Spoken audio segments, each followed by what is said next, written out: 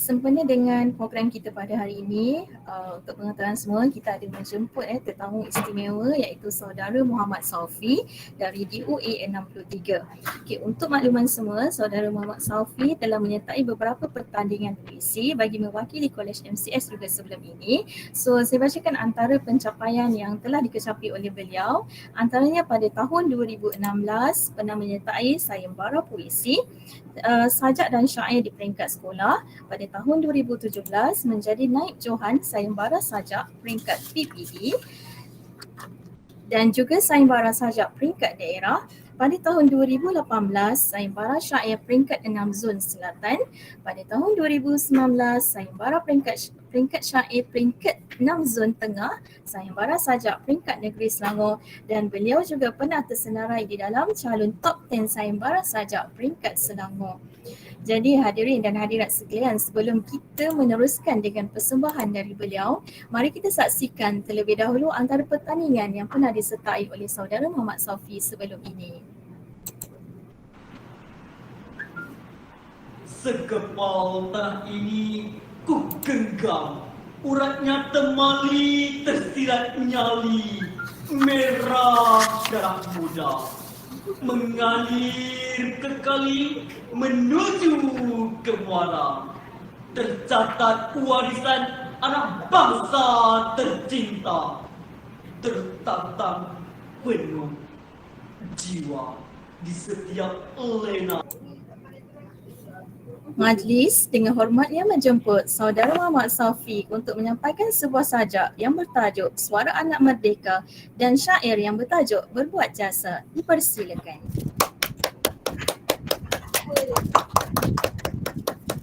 Hai guys, Assalamualaikum warahmatullahi wabarakatuh. Okey, saya Muhammad Saufi Muazzi akan menyampaikan deklamasi sajak dan puisi yang bertajuk Sajak Suara Anak Merdeka dan syair Berbuat Jasa.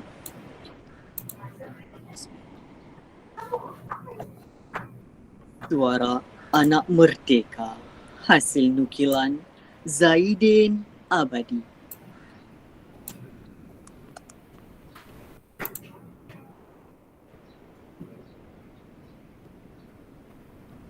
Setapak derap ini melangkah, tidak mungkin berhenti lagi. Dan selagi itulah laung keramat ini saban musim bergema ke segenap relung bumi, memantul dalam diri. Kerana derap dan laungan ini adalah benih kebebasan yang tumbuh membesar dan tidak mati-mati. Langkah demi langkah menginjak. Bumi merdeka ini menghirup angin bebas di puncak siang, di hujung malam adalah sebenarnya langkah pejuang bagai jejak pendekar purba membela maruah bangsa tercinta. Kitalah anak warisan merdeka. Bangun mengibar panji-panji. Dengan suara lantang menggegar angin kebebasan dan berdiri megah di setiap sudut tanah bertuah ini. Bagai pagar-pagar berduri penghalang tombak-tombak petualang. Selagi darah ini mengalir dan merah, bumi ini tidak mungkin dirampas ganas. Biar 1000 gegaran menerjah, biar 1 juta taufan menyanggah. Kami tetap berdiri di sini kerana kamilah anak pewaris zaman, penebus maruah. Musim demi musim bertukar. Kami tabur lagi benih kasih di persisiran ini. Biar tumbuh membesar sejuta pohon rendang, tempat berteduh segala kecintaan. Setia dan taat tak terbelah pada tanah bertuah ini. Kamilah bakal mengisi petak-petak nikmat hasil jerih semangat perjuangan peneroka zaman silam dan zaman ini. Dan kamilah penerus kegemilangan yang diwariskan. Kini kami atur sejuta derap marah bersama laungan gempita. Menyongsong angin merdeka, kabarkan pada dunia, kamilah anak pewaris zaman, penebus maruah.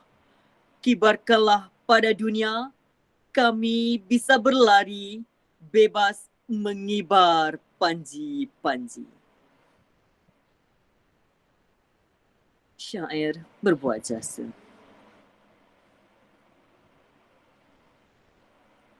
Buatlah jasa, wahai teruna, hidupmu biar memberi guna.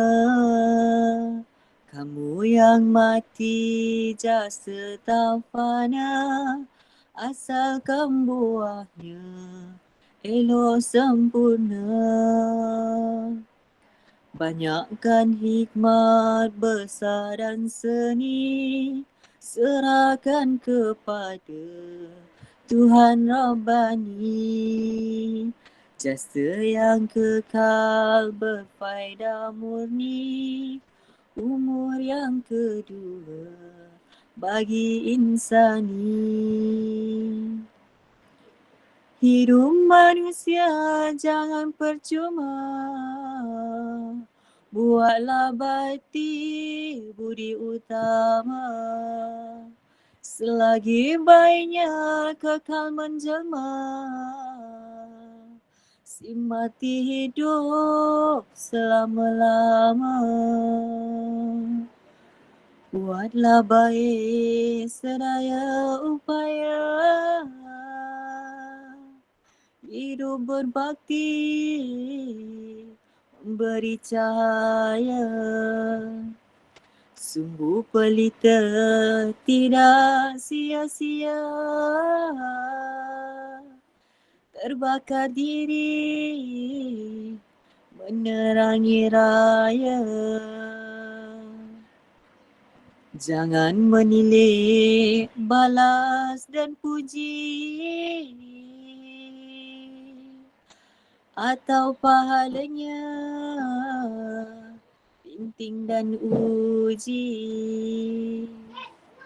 Rasa demikian tamak dan keji, padalah baiknya pinting dan uji. Pahala dan bala jangan dihitung, ataupun bintang di dada beruntung. Asalkan rasamu padat berdentum, cukuplah di situ mulai bergantung. Buatlah baik ayuhai rakan,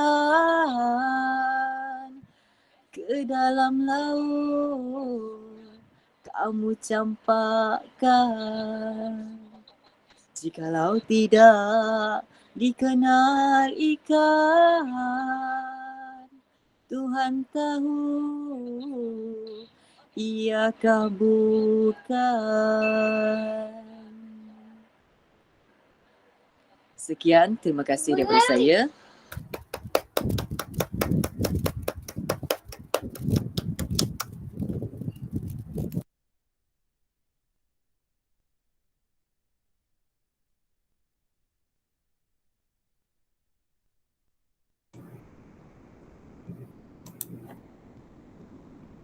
Terima kasih diucapkan kepada saudara Muhammad Saufi sebentar tadi di atas persembahan yang telah diberikan. Untuk pengetahuan semua ya, saya mengalu-alukan kehadiran yang dihormati Yang Berusaha Puan Rianti Mat Arus selaku pengurus pengambilan pelajar Kolej MCS dan juga Encik Hafiz Ramli selaku wakil di bahagian corporate Kolej MCS. Selamat datang diucapkan. Okey. Sebelum kita meneruskan dengan sesi bersama panel pada hari ini, so izinkan saya memperkenalkan sedikit berkenaan dengan latar belakang kedua-dua ahli panel kita pada hari ini. Sekejap. Yang pertama, Dr. Nordiana binti Abdul Jabbar. Beliau berkelulusan ijazah Dr. Falsafah dari Universiti Pendidikan Sultan Idris, UPSI dalam bidang pendidikan kesusasteraan Melayu, ijazah sarjana Universiti Pendidikan Sultan Idris, UPSI dalam bidang pendidikan kesusasteraan Melayu juga, ijazah dalam bidang persuratan Melayu, Universiti Kebangsaan Malaysia, dan kini beliau giat menjalankan pendidikan dalam bidang sastra dan juga warisan. Untuk pengetahuan semua, Dr. Nordiana telah berkhidmat di Universiti Malaysia Kelantan sejak dari 2015. Saya perkenalkan ahli panel kita yang kedua pada hari ini, iaitu Encik Muhammad Hanafi Jamaluddin.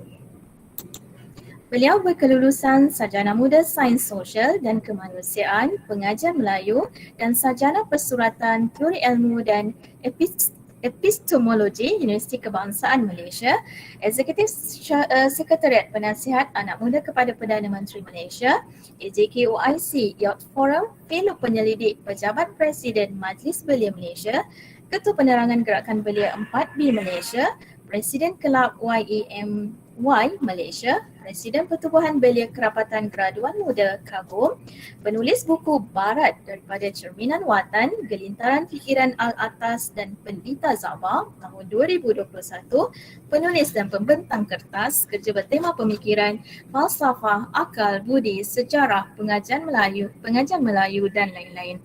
Fellow Penyelidik Jejak Tarbiyah, Timbalan Setiausaha Agung Federasi Kebangsaan Pekerja Belia Malaysia, Pengurus Sekolah Pembangunan Kerja Belia dan Komuniti, Pengasas bersama Sekretariat Wacana Intelektual Daerah, Setiausaha Agung Persatuan Cendekiawan Minang Malaysia. Beliau juga merupakan mantan Ketua Bahagian Hal Ehwal Pelajar Institut Profesional Baitul Mal Majlis Agama Islam Wilayah Persekutuan, mantan Eksekutif Projek Khas Yayasan Sukarelawan Siswa Kementerian Pengajian Tinggi. Majlis seterusnya saya serahkan kepada moderator kita yang tidak asing lagi pada hari ini, Encik Nur Ahmad Faisal selaku pensyarah dari School of Business untuk menerajui forum kita pada hari ini. Sekian, dipersilakan.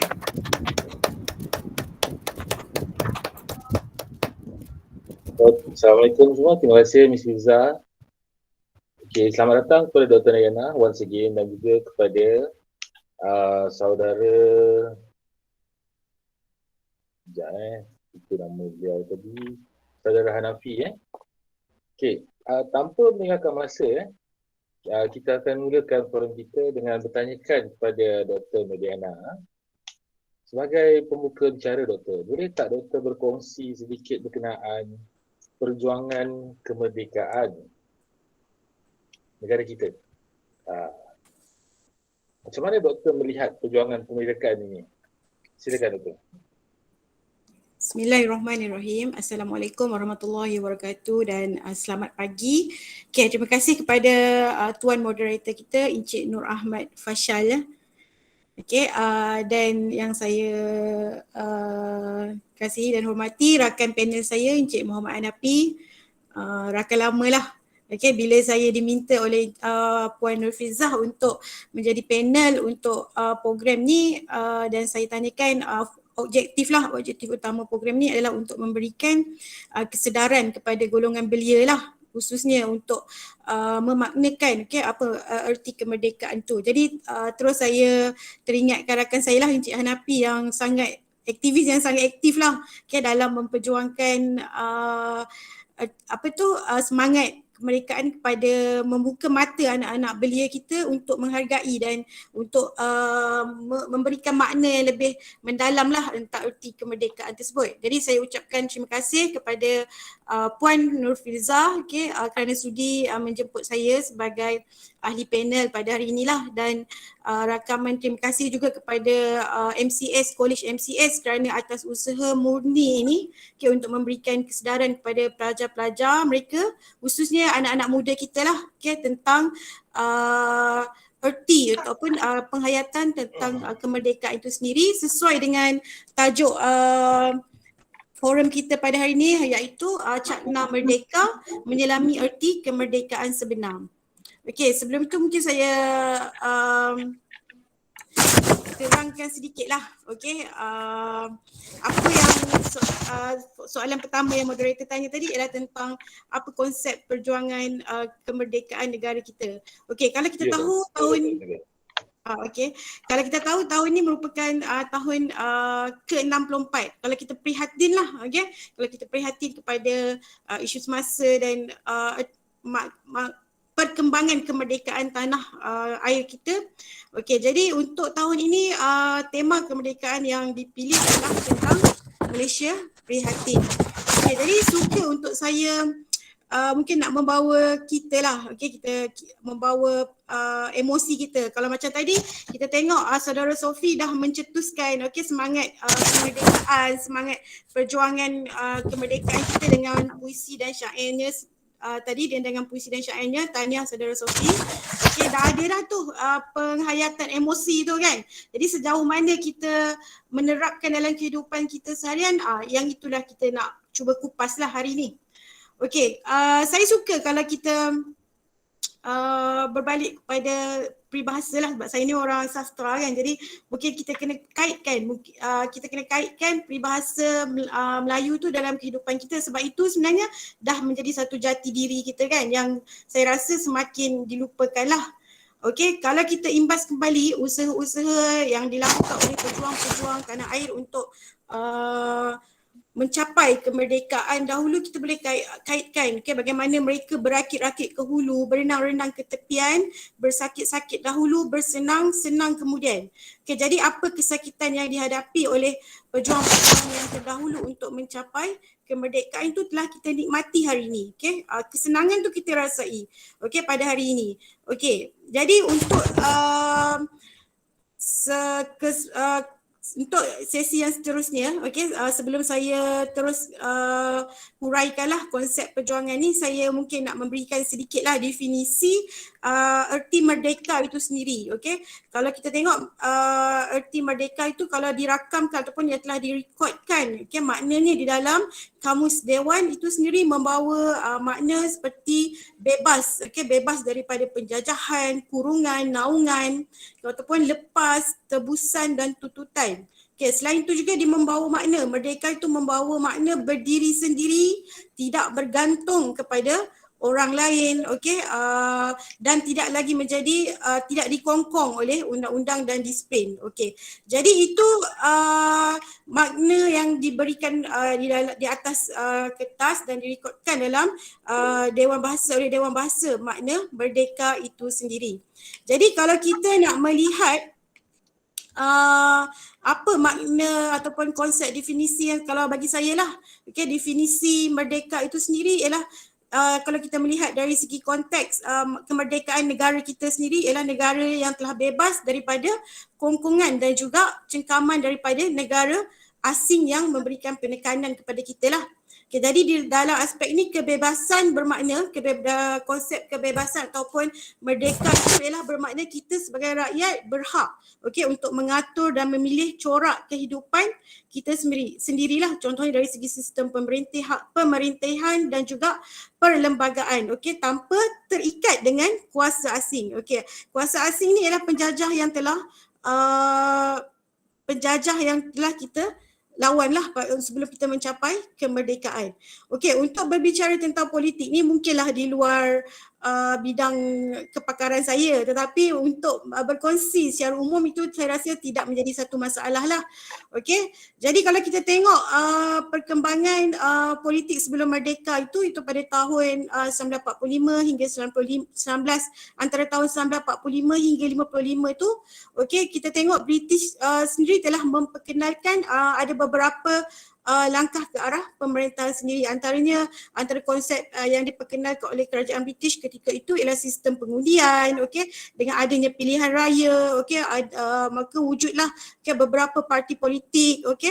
Kemudian ada diletakkan juga beberapa syarat ke arah, okey, menuju kemerdekaan. Okey, antaranya ialah syaratnya ialah tentang isu perpaduan kaum, okey, yang mana semua kaum mesti bersatu, okey, untuk mencapai perkongsian kuasa. Okey, yang itu yang perkara pentinglah yang ditekankan, okey, antaranya usaha ke arah perpaduan. Okey, maka wujudlah ketika dalam usaha untuk membentuk perpaduan tadi, maka wujudlah jawatankuasa perhubungan antar kaum yang ditubuhkan ketika itulah sebelum mencapai kemerdekaan tersebut. Okey, jadi wujud antara tahun 1945 10 tahun tersebutlah, okey, wujud berbagai parti politik lah, okey, antaranya UMNO, MIC, MCA dan sebagainya lah. Okey, yang ini untuk walaupun berbeza mungkin haluannya, tetapi matlamatnya satu, untuk perpaduan lah. Okey. Okey, jadi antara kalau saya boleh terangkan, okey, sedikit antara moto perikatan ataupun perjanjian kepada ataupun menuju ke arah kemerdekaan ialah antaranya ialah menjadikan sistem pemerintahan kita demokrasi berparlimen, okey, dan sehingga hari ini satu lagi ialah tentang bahasa Melayu sebagai bahasa kebangsaan, okey. Kita tengok nanti dia punya perjalanan perkembangan moto-moto inilah, adakah dia kekal ataupun sekadar di atas kertas sajalah. Okey, kemudian kita juga menjadikan agama Islam sebagai agama rasmi. Okey, kita mengekalkan institusi Beraja Melayu itu sendiri. Okey, peningkatan taraf ekonomi, okey, menjalinkan hubungan antarabangsa dan juga dari segi hak asasi manusia, seterusnya dari segi sistem pendidikan kebangsaan itu sendiri. Okey, jadi apabila kemenangan pilihan raya pada tahun 1955, okey, telah meyakinkan, okey, parti perikatan sendiri ketika itu untuk mencapai kemerdekaan. Okey, jadi antara langkah-langkah yang diambil ialah rundingan ke arah kemerdekaan, yang mana ketika itu kita diwakili oleh Tuanku Abdul Rahman sendiri, okey, untuk berunding dengan British dalam masa 2 tahun. Okey, jadi dalam tempoh itu antara langkah-langkah yang diambil adalah misi kemerdekaan ke London. Okey, kemudian wujudlah perjanjian London pada tahun 1956. Okey, ada Suruhanjaya Reid, okey, ada memo perikatan dan sebagainya. Okey, kemudian antara perkara-perkara yang menjadi isu ataupun yang menjadi isu pertentangan lah ketika itu ialah tentang hak kerakyatan, hak keistimewaan Melayu, okey, bagaimana pengasingan antara Melaka dan juga Pulau Pinang. Okey, jadi saya rasa yang ni pelajar pengajar Malaysia lebih arif dah dan lebih tahulah. Okey, jadi pada tahun 1957 pada 31 Ogos, okey, di Padang Kelab Selangor dengan rasminya kita diisytiharkan mencapai kemerdekaan. Okey, jadi ini telah diumumkan oleh Tuanku Abdul Rahman sendirilah, okey, ketika peristiwa tersebut berlaku. Okey, jadi perkara penting yang saya rasa sepanjang proses mencapai kemerdekaan itu berlangsung, okey, antara perkara yang perlu kita sebagai masyarakat Malaysia pada hari ini, terutamanya golongan anak muda ini, okay, yang perlu kita ambil ataupun yang perlu kita tekankan ialah satu, ialah sikap tolak ansur lah. Okey, bagaimana sikap tolak ansur parti-parti yang bertanding, okey, walaupun misi dan visinya berlainan tetapi matlamatnya tetap samalah, okey, untuk mendapatkan kemerdekaan ketika itu. Okey, kemudian tentang kebijaksanaan pemimpin, okey, bagaimana mereka berunding untuk menyelesaikan masalah politik ketika itu. Malahan kesanggupan kita untuk mempertahankan hak hak setiap kaum. Okay, sedangkan setiap kaum tu boleh sahaja untuk mempertahankan hak masing-masing.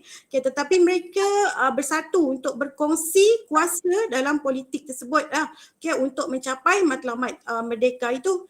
And then kemudian ialah kesepakatan lah untuk menolak pengaruh parti komunis. Yang penting semangat untuk mencapai kemerdekaan dan juga manifesto pilihan raya ketika itu diterima umum.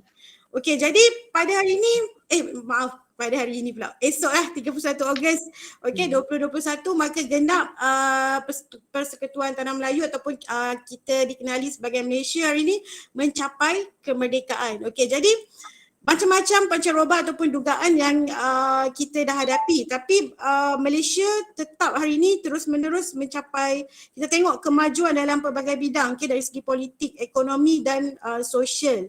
Okey, tetapi hari ini cuba kita tanya pada diri kita sendiri, okey, saya pun, okey, adakah merdeka yang definisi merdeka yang saya berikan tadi benar-benar berlaku dalam kehidupan kita pada hari ini, okey? Yang itulah yang saya akan kupas untuk topik yang akan sebentar lagi lah. Okey, bagaimana hubung kait kemerdekaan itu dengan jati diri kita. Okey, bagaimana konsep merdeka itu dengan dunia pendidikan di Malaysia.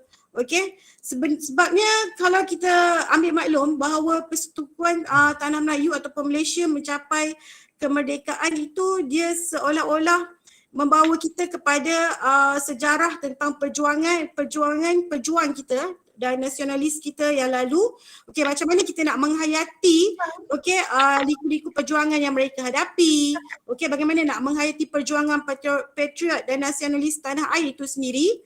Okey, apa yang penting bagi saya ialah di penghujung perjuangan mereka itu mereka mencapai kemerdekaan. Okey, yang itu yang perlu kita ambil ialah bagaimana mereka berhadapan, apa usaha mereka, semangat mereka itu.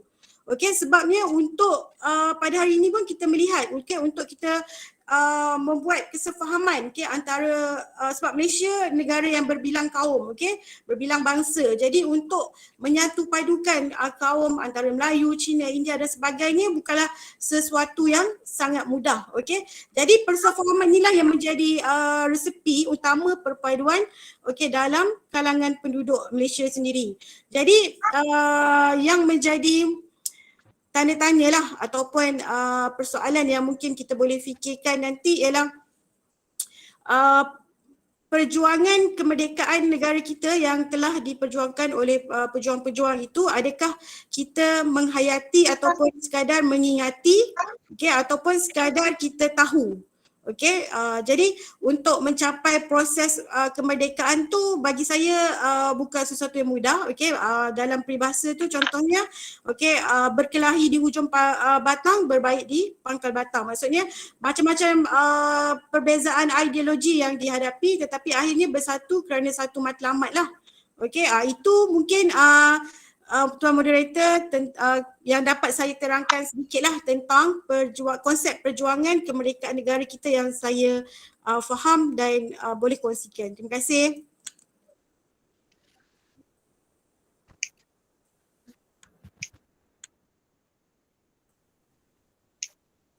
Terima kasih Dr. Diana. Okey, sekarang kita pergi pula pada Tuan Muhammad Afi. Tuan boleh dah bersedia tak? InsyaAllah. Okey Tuan.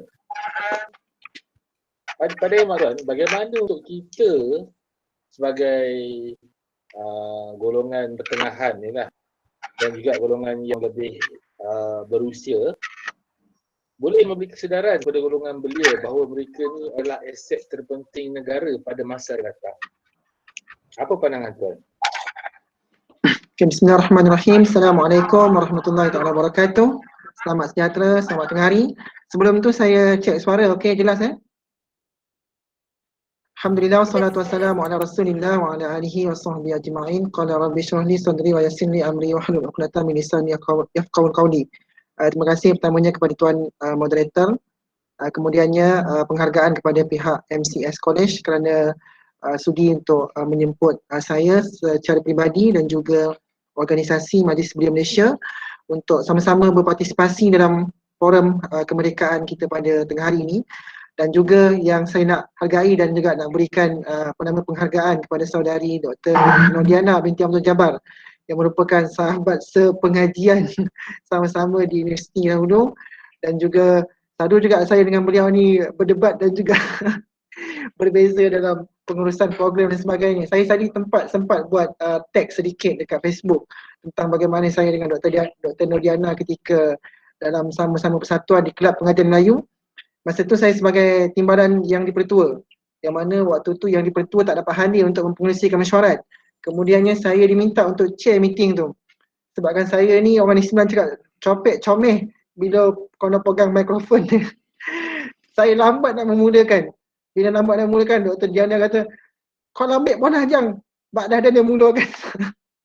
Sampai sekarang saya ingat lagi. Jadi Dr. Diana antara yang terawal dalam batch kami yang mendapat PhD dan dapat posting sebagai pensyarah. Jadi alhamdulillah, ini pertama kali sebenarnya saya sepentas dengan beliau.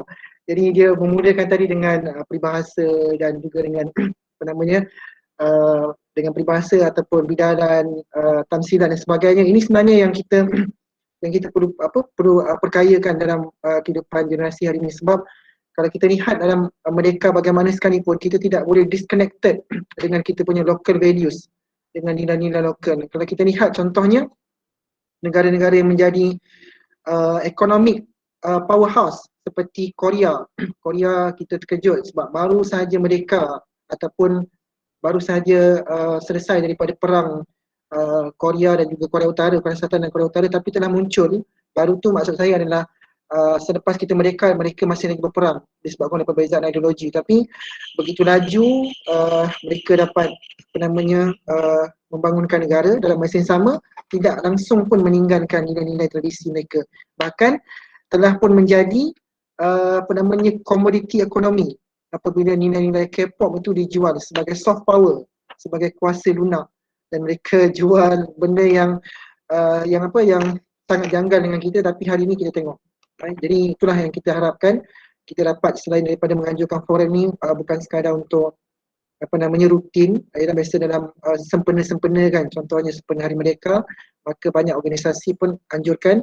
Yang kita nak adalah ianya akan dapat memberikan dampak dan juga kesan terhadap perubahan dan juga makna baru kepada pelajar kita khususnya, dan kepada diri kita sendirilah, termasuk saya selaku penceramah. Sebab bukanlah segalanya kita tahu dalam hidup ni kan. Jadi kita pun saling berkongsi dan juga saling berbahagia. Baik, kembali kepada soalan yang disampaikan oleh moderator tadi tentang peranan kita kepada generasi muda hari ini untuk mengisi kemerdekaan. Kalau kita percaya dalam, kalau saya mewakili NGO Belia. Dalam NGO Belia ni ada satu istilah iaitu Adult Youth Parent Mentoring. Maknanya bagaimana belia dan orang dewasa dapat menjadi mentor kepada generasi muda. Yang ini yang sebenarnya kita hilang ataupun yang kita abaikan. Kalau kita baca dalam satu novel yang ditulis oleh Harukami ni dia kata, if you are young and talented, it's like you have a wings. Jika anda orang muda, maknanya merujuk kepada pelajar-pelajar kita, adik-adik kita, ataupun siapa sahaja yang kita kenali, mereka tu orang muda. Kalau mereka tu muda dan berbakat, sepertilah mereka ni memiliki sayap. Tapi kami tambah, kena ada mentor yang teruji dan telah terbukti yang dapat menjadi pembimbing kepada mereka ni. Jadi mentor ini harus juga datang daripada mereka yang bukan lagi belia lah. Kalau contohnya belia, takrif umurnya sekarang ni 15 hingga 40. Kalau menurut takrif umur belia semasa, Akta 668. Tapi menjelang 2023, takrif umur akan turun 15-40 kepada 15-30 tahun. Jadi kita yang mungkin pensyarah-pensyarah ni dah bukan lagi belia dah. Dah masuk kategori beliau lah lepas ni. So beliau-beliau ni harus menjadi mentor dah untuk membimbing belia-belia ataupun adik kita di luar, untuk mereka dapat melalui makna-makna ataupun perkara-perkara yang sebelum ni mungkin mereka perlukan masa untuk tahu, dapat disampaikan dengan begitu segera. Jadi dalam konteks untuk bagaimana mengisi kemerdekaan ni, tidak boleh tidak saya suka nak memulakan kalau kita sendiri dapat gambaran ataupun tasawur yang jelas tentang erti merdeka dalam maksud yang saya fahami. Dan saya percaya bahawa apa yang saya fahami ini boleh jadi betul dan boleh jadi mungkin tidak setepatnya. Dan saya percaya bahawa kita juga ada sudut pandang yang berbeza-beza tentang ini. Tapi saya nak memulakan tentang istilah merdeka itu sendiri. Kalau kita rujuk dalam Kamus Dewan, merdeka memang bermaksud bebas dan juga dan segala yang berkaitan dengan kebebasan lah. Cuma saya nak tambah adalah kalau kita rujuk kepada etimologi ataupun bidang akar perkataan, merdeka ni daripada istilah Sanskrit Mahardika. Mahardika ni adalah satu istilah yang datang daripada bahasa Sanskrit yang merujuk kepada kebesaran, kemuliaan, ketinggian.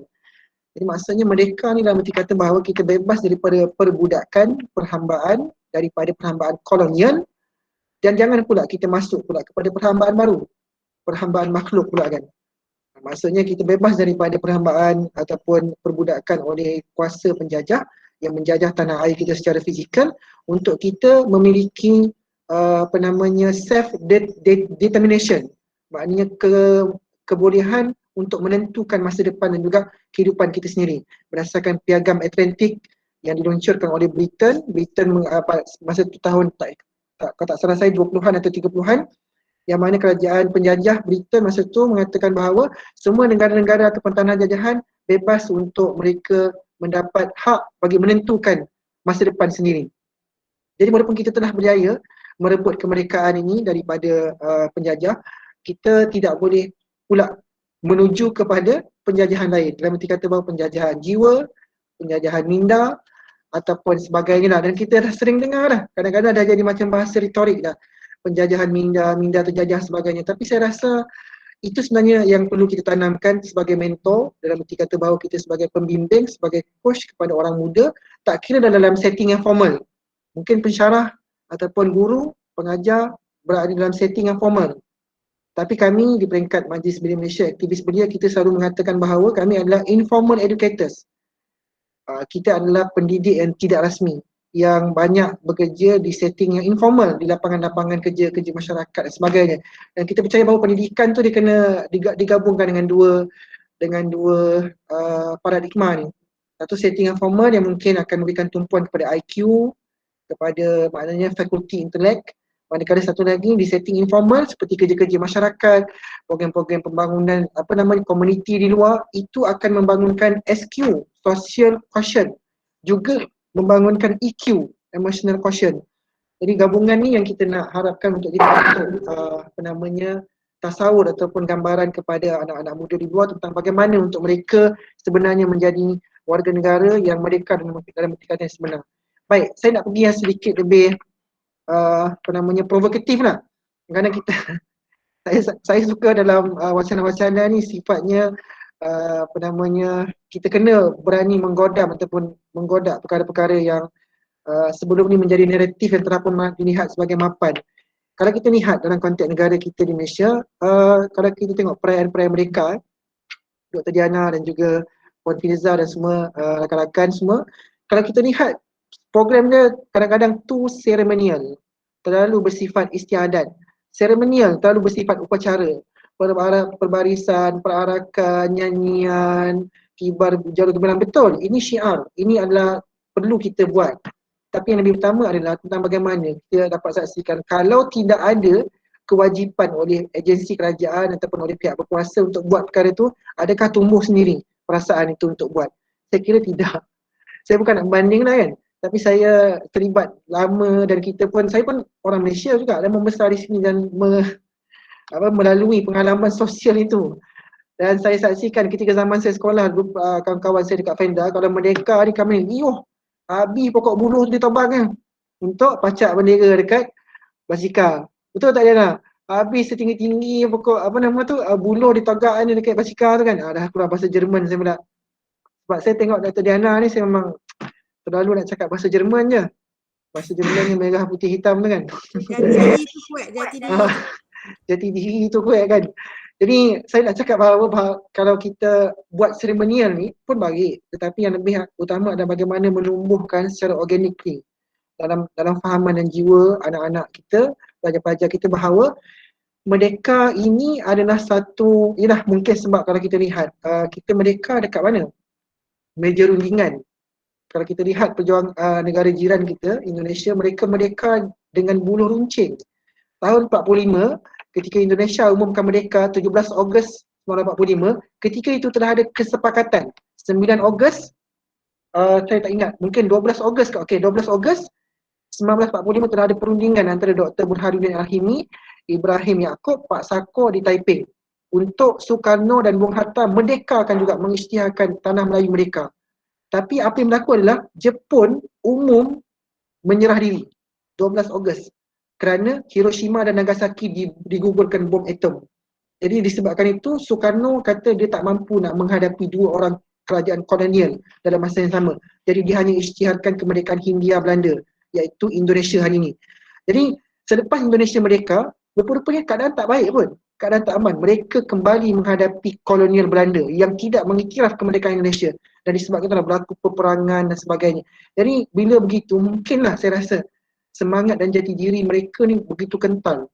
Dan kalau kita lihat merdeka mereka sampai ke kampung-kampung menyambut perayaan-perayaan itu. Tapi dalam konteks kita agak sedikit kurang. Tapi kita tidak pula menyalahkan sejarah dan tidak pula menyesali masa silam. Cuma kita nak kena ambil pendekatan yang lebih agresif lah untuk menanamkan bagaimana.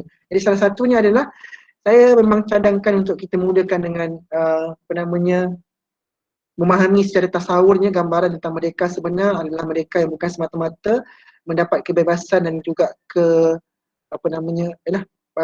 bebas secara fizikal, tapi dalam masa yang sama ada kebebasan dari sudut jiwa, minda, bahawa kita pula jangan pula dah kita lepas mereka daripada barat, kita juga terikut dengan framework bagaimana mereka berfikir dan menentukan kemajuan, atau bagaimana mereka menentukan ilmu pengetahuan, ataupun kita hanya terpengaruh dengan macam mana mereka punya atau wacana-wacana. Saya rasa kita kena berdiri dengan suara acuan ataupun berdiri dengan jati diri sendiri.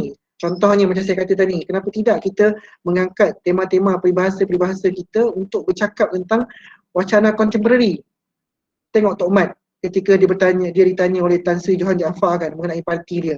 Saya bukan nak cerita tentang politik, cuma nak cerita tentang contoh ni. Dia kata parti dia bukan lagi seperti dulu. Tok Mat adalah mantan Menteri Besar Negeri Sembilan. Tan Sri Johan Jaafar tanya, parti dia dah tak seperti dulu. Dah hanya bekerja hanya untuk menyelamatkan mantan Perdana Menteri, bukan bekerja untuk menyelamatkan masyarakat Melayu ataupun orang pribumi ataupun rakyat Malaysia yang lain. Kemudian apa jawapan Tok Mat? Dia kata macam ni dah Tan Sri kan, kalau nak tahu elok kalau nak tahu dalam sungai, tanya pada memorang. Kalau nak tahu dalam lubuk, tanya pada memorang. Nak tahu lebar sungai, tanya pada seluang. Nak tahu luasnya hutan, tanya pada Pak Belang.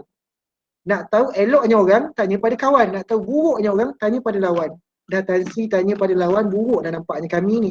Jadi saya rasa peribahasa boleh menjawab fenomena dan gejala dan juga keadaan-keadaan yang nampaknya seperti konteks masa. Jadi ini saya rasa kemerdekaan dan nanti kata berjati diri sendiri.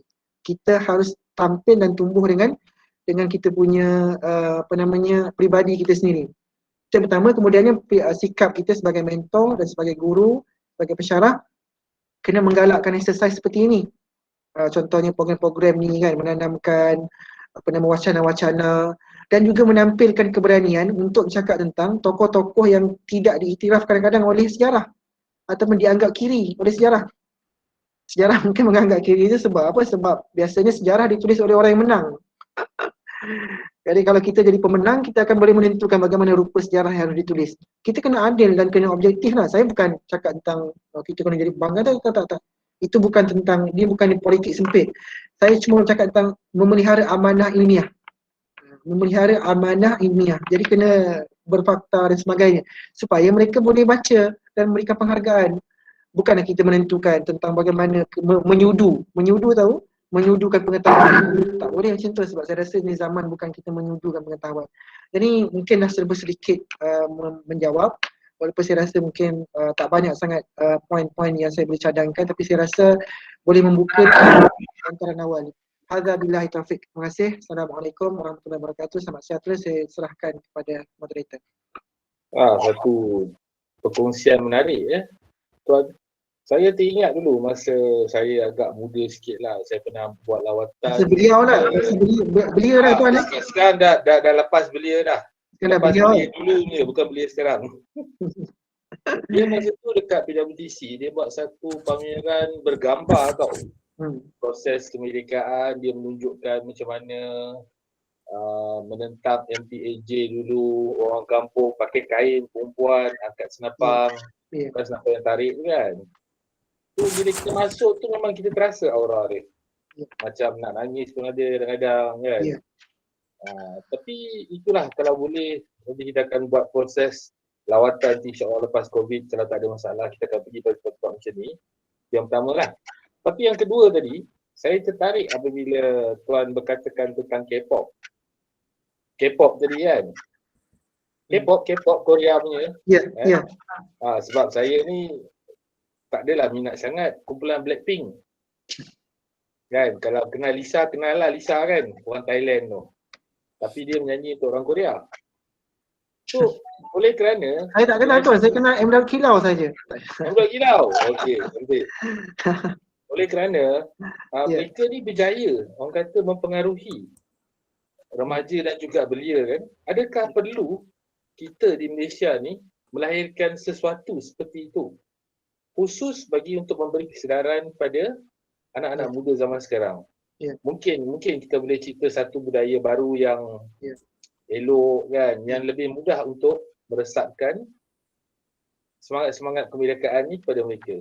Mungkin jugalah kan. Setuju. So apa pandangan tuan? Okey, saya setuju. Jauh sikit. Saya setuju kerana kalau kita baca sampel kes Korea tahun 90-an, mereka menumpukan kepada industri berat.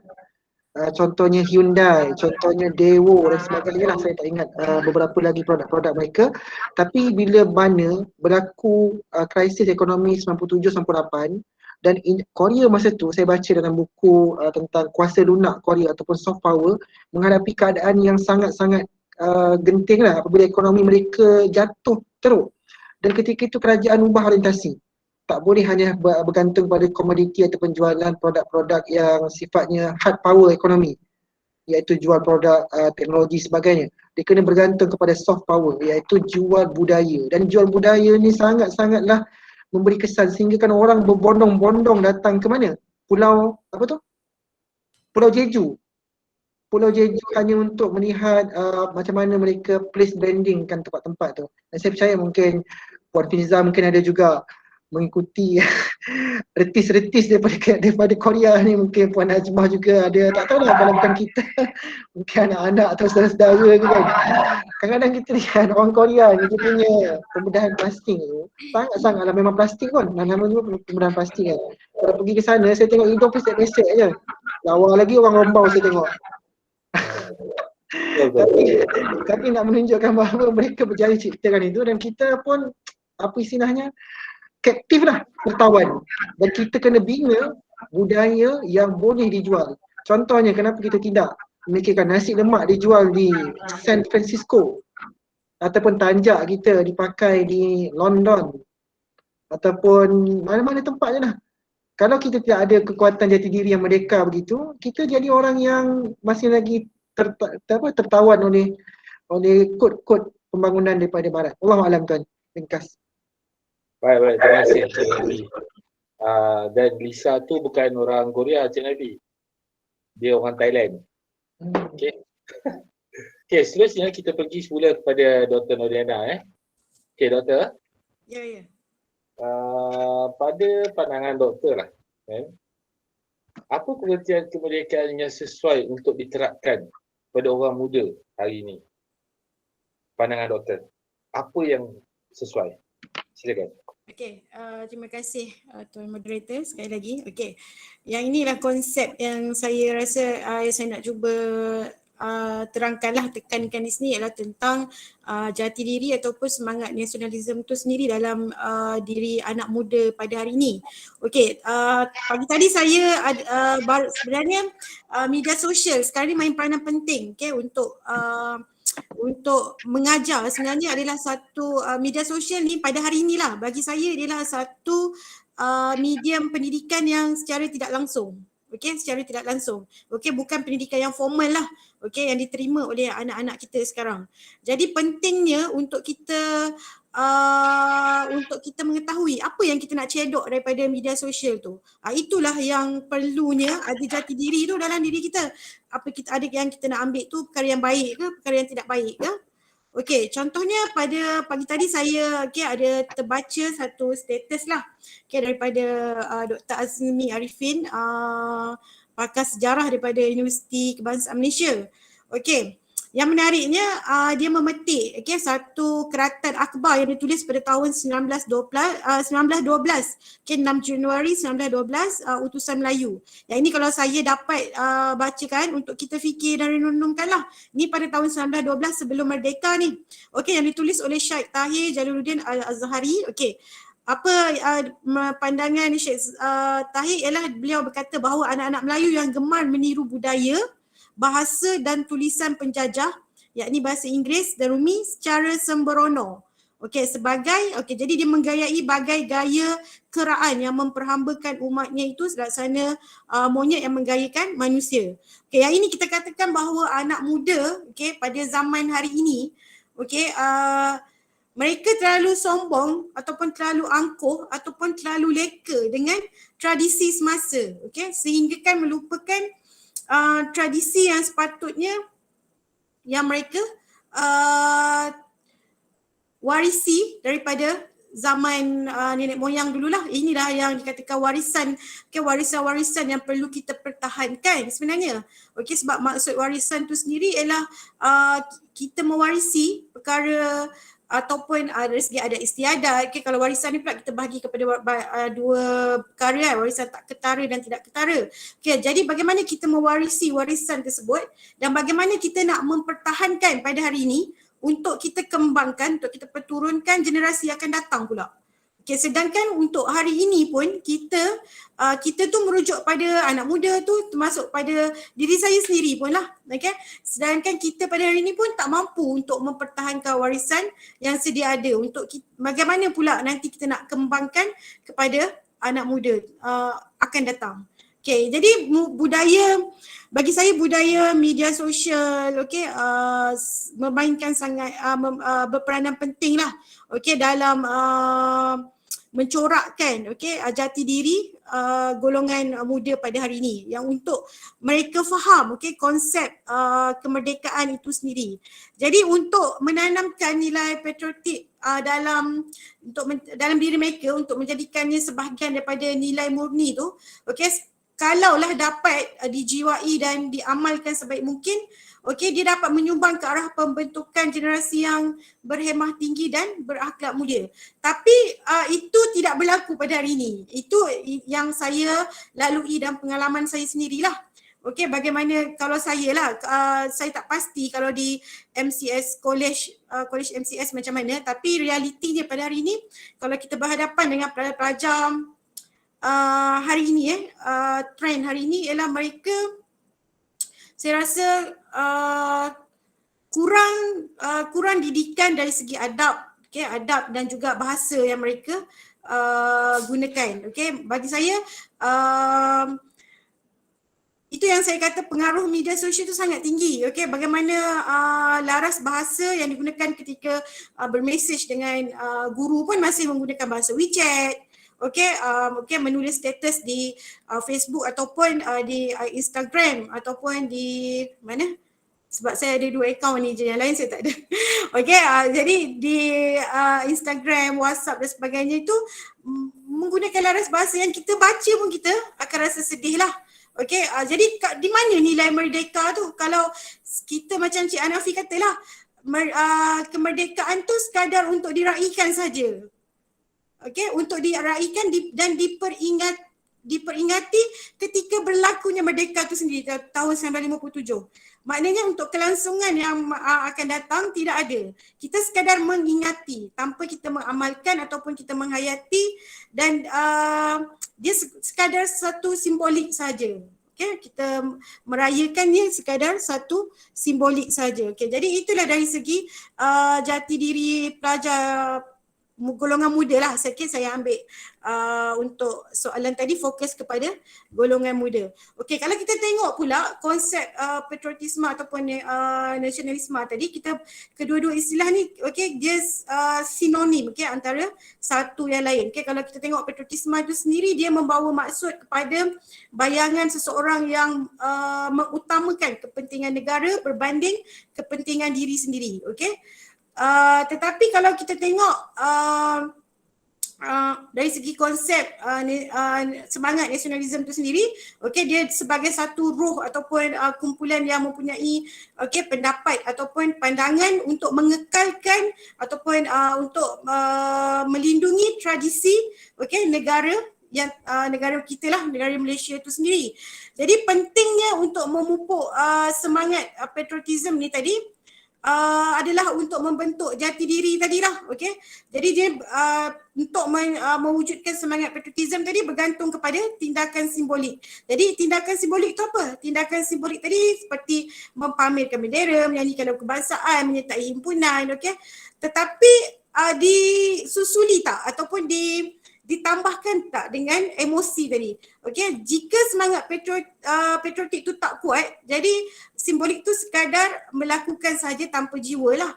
Okey, tetapi kalau semangat patriotik tadi ada jati diri yang betul-betul tinggi, okey, jadi betul-betul semangat kemerdekaan itu wujud dalam golongan anak muda itulah.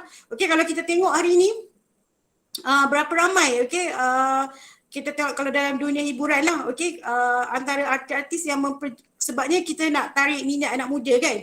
Jadi bagi saya hiburan dalam bentuk hiburan tu memang mempunyai perkaitan ataupun connection yang kuat lah dengan jiwa anak muda. Okey, jadi kalau kita tengok hari ni kalau lagu-lagu yang menjadi siulan, okey, lagu-lagu yang menjadi lagu-lagu merdeka yang menjadi siulan oleh anak muda, lagu apa? Okey, dia lebih kepada lagu-lagu yang berentak rock lah. Okey, kalau kita tengok, kita tak lagi memainkan lagu-lagu Arwah Sudiman, okey, bagaimana dengan lagu warisannya yang saya rasa lagu warisan tu sehingga hari ini pun saya rasa itulah satunya lagu yang saya wajibkan, okey, bukan saja sekadar di bulan merdeka, okey, lagu tu saya wajibkan untuk pelajar saya nyanyikan ketika kami akan memulakan kelas. Okey, ketika mulakan kelas, sebelum memulakan kelas kita akan nyanyi lagu tu sebagai satu lagu untuk, sebab kita mengajar warisan kan. Jadi untuk memperjuangkan, okey, untuk menanamkan rasa cinta akan warisan itu sendiri. Jika sekadar kita belajar tanpa menghayati, maksudnya tak akan berlakulah proses untuk mempraktikkan perasaan tu. Okey, jadi pentingnya rasa ataupun jati diri itu dalam diri anak muda tu sangat penting lah untuk kita tingkatkan rasa patriotik tadi. Okey, jadi kalau kita dapat lihat lah, okey, dari semangat patriotik tadi, okey, kita boleh rasa perasaan, okey, muhibah, perpaduan, okey, bersatu maju, bersatu dalam memperjuangkan ataupun mengekalkan tradisi kemerdekaan itu sendiri. Sebab bagi saya peristiwa merdeka ini adalah satu peristiwa yang bersifat warisan yang perlu kita kekalkan. Okey, yang perlu kita kekalkan untuk kita ceritakan nanti dekat anak cucu kita lah. Okey, jadi tetapi untuk kita bercakap memang mudah lah macam saya kan. Saya bagi tahu macam, maksudnya kalau saya cakap tadi untuk meletakkan nilai patriotik dalam diri anak muda tu untuk mewujudkan semangat perpaduan. Okey, cakap memang mudah. Okey, tetapi untuk kita melaksanakan tu agak sukar lah bagi saya. Okey, tanpa ada kesedaran. Jadi bagi pelajar yang dengar pada hari ni, okay, ramai juga kan, 50 lebih 60 orang ni. Jadi cuba awak fikirkan, okay, reflect balik lepas forum ni, cuba reflect balik. Mungkin kalau awak boleh ubah. Bagi saya jangan ada rasa malu, okay, untuk memecah tradisi. Okay, seperti yang Cik Hanafi katalah tadi, untuk memecah tradisi, untuk menjadi pemula kepada sesuatu yang baru. Sebenarnya bukan sesuatu yang baru sebenarnya. Sesuatu yang kita dah lama tinggalkan, tradisi yang dah lama kita tinggalkan. Okey, untuk memulakan sesuatu tradisi balik, okey, hilangkan rasa malu, okey. Tetapi bila awak dapat hilangkan rasa malu tu, itu menunjukkan bahawa, membuktikan bahawa jati diri awak masih tinggilah untuk mempertahankan kemerdekaan negara. Menunjukkan awak adalah rakyat Malaysia yang merdeka bukan sahaja dari erti kata perkataan saja, tetapi awak melaksanakannya juga. Okey, cuba ubah. Okey, dah lepas ni mungkin lepas awak boleh menulis status WhatsApp, okey, dengan menggunakan bahasa-bahasa nenek moyang kita, okey, seperti pantun, okey, seperti bidalan, okey. Awak masukkan unsur-unsur tadilah dalam awak punya kehidupan seharian awak. Okey, saya pun sentiasa menggalakkan pelajar saya supaya kalau menulis status dalam Facebook tu sebabnya okey, contoh kita tengok kan pantun, contoh kami kita tengok ramai orang bila nak meluahkan ketidakpuashatian mereka, okey, sebab saya rasa dia dah jadi satu tradisi zaman hari inilah, okey, yang mana kalau nak menyindir tu dia direct je dekat Instagram kan. Okey, bahasa dia tu. Okey, sedangkan dulu nenek moyang kita menjadikan pantun, okey, pantun itu sendiri dicipta untuk tujuan menyindir, untuk mengajar. Okey, tetapi dengan bahasa yang indah sebab kerana kita, nenek moyang kita dulu masih lagi ada adab untuk menjaga hati orang. Okey, supaya tidak ada orang yang terluka, tidak ada orang yang marah. Okey. Okey, jadi menegur dengan beradab. Itu yang dikatakan teguran secara beradab. Okey, tetapi hari ini tidak berlaku seperti itu. Jadi media sosial ni dijadikan sebagai bahan untuk menyindir secara terus terang, menggunakan bahasa-bahasa yang kasar, okey, bahasa carutan. Itu yang kita nampak pada hari inilah. Okey, jadi cuba kalau lah kata mungkin Cik Nur Rahmat ni tak puas hati dengan Puan Fiza, cuba berpantun sikit kan. So jadi Puan Fiza pun dapat menerima dengan terbuka sebab bahasa yang digunakan tu mungkin lembut. Itulah sebenarnya kita punya asal-usul tradisi kita. So nak memulakan ataupun nak mengembalikan tradisi tu, jati diri tu perlu kuatlah, okey. Okey, jadi dari segi aspek itulah yang saya katakan bahawa patriotisme ni dia sebagai satu, bagi saya lah, okey, jati diri untuk mewujudkan semangat patriotisme ni, dia merupakan satu ejen sosialis yang sangat berkesan dan mantap lah, okey, untuk mengekalkan kemerdekaan bukan sahaja pada tahun yang kita peroleh merdeka 1957, tetapi pada tahun-tahun yang mendatang. Okay, walaupun banyak proses dia, okay, kekangan yang kita akan hadapilah, okay, untuk ke arah negara yang bertamadun tinggi. Okay, kalau bab bertamadun tinggi ni saya memang suka membaca kata-kata daripada Datuk Tan Sri Rais Yatim lah. Okay, kalau kita tengok dia punya teks ucapan, buku-buku beliau memang kaya dengan bahasa yang indah lah. Okey, jadi seperti kata pepatah Melayu lah, melentur buluh biarlah dari rebungnya. Jadi kita sebagai pendidik pun, okay, berperanan penting lah, okay, dalam meningkatkan semangat jati diri pelajar ni. Mungkin caranya bukanlah seperti dahulu sebabnya sekarang ni zaman teknologi, tapi kita lebih kena kreatif lah, lebih ke hadapan daripada pelajar. Okay, lebih banyak lagi kita kena upskilling diri kita, okay, untuk memberikan teladan yang lebih baik lah kepada pelajar ni. Okey, kalau mungkin dapat saya kongsikan sedikit lah pengalaman saya rasa lah ini dari segi warisan lah, mengekalkan warisan di negara ataupun negeri masing-masing. Okey, sepanjang saya duduk di Kelantan ni, saya rasa negeri Kelantan, okey, rakyat dia, kalau ada orang Kelantan lah kat sini, masyarakat dia adalah masyarakat yang berjati diri yang sangat tinggi.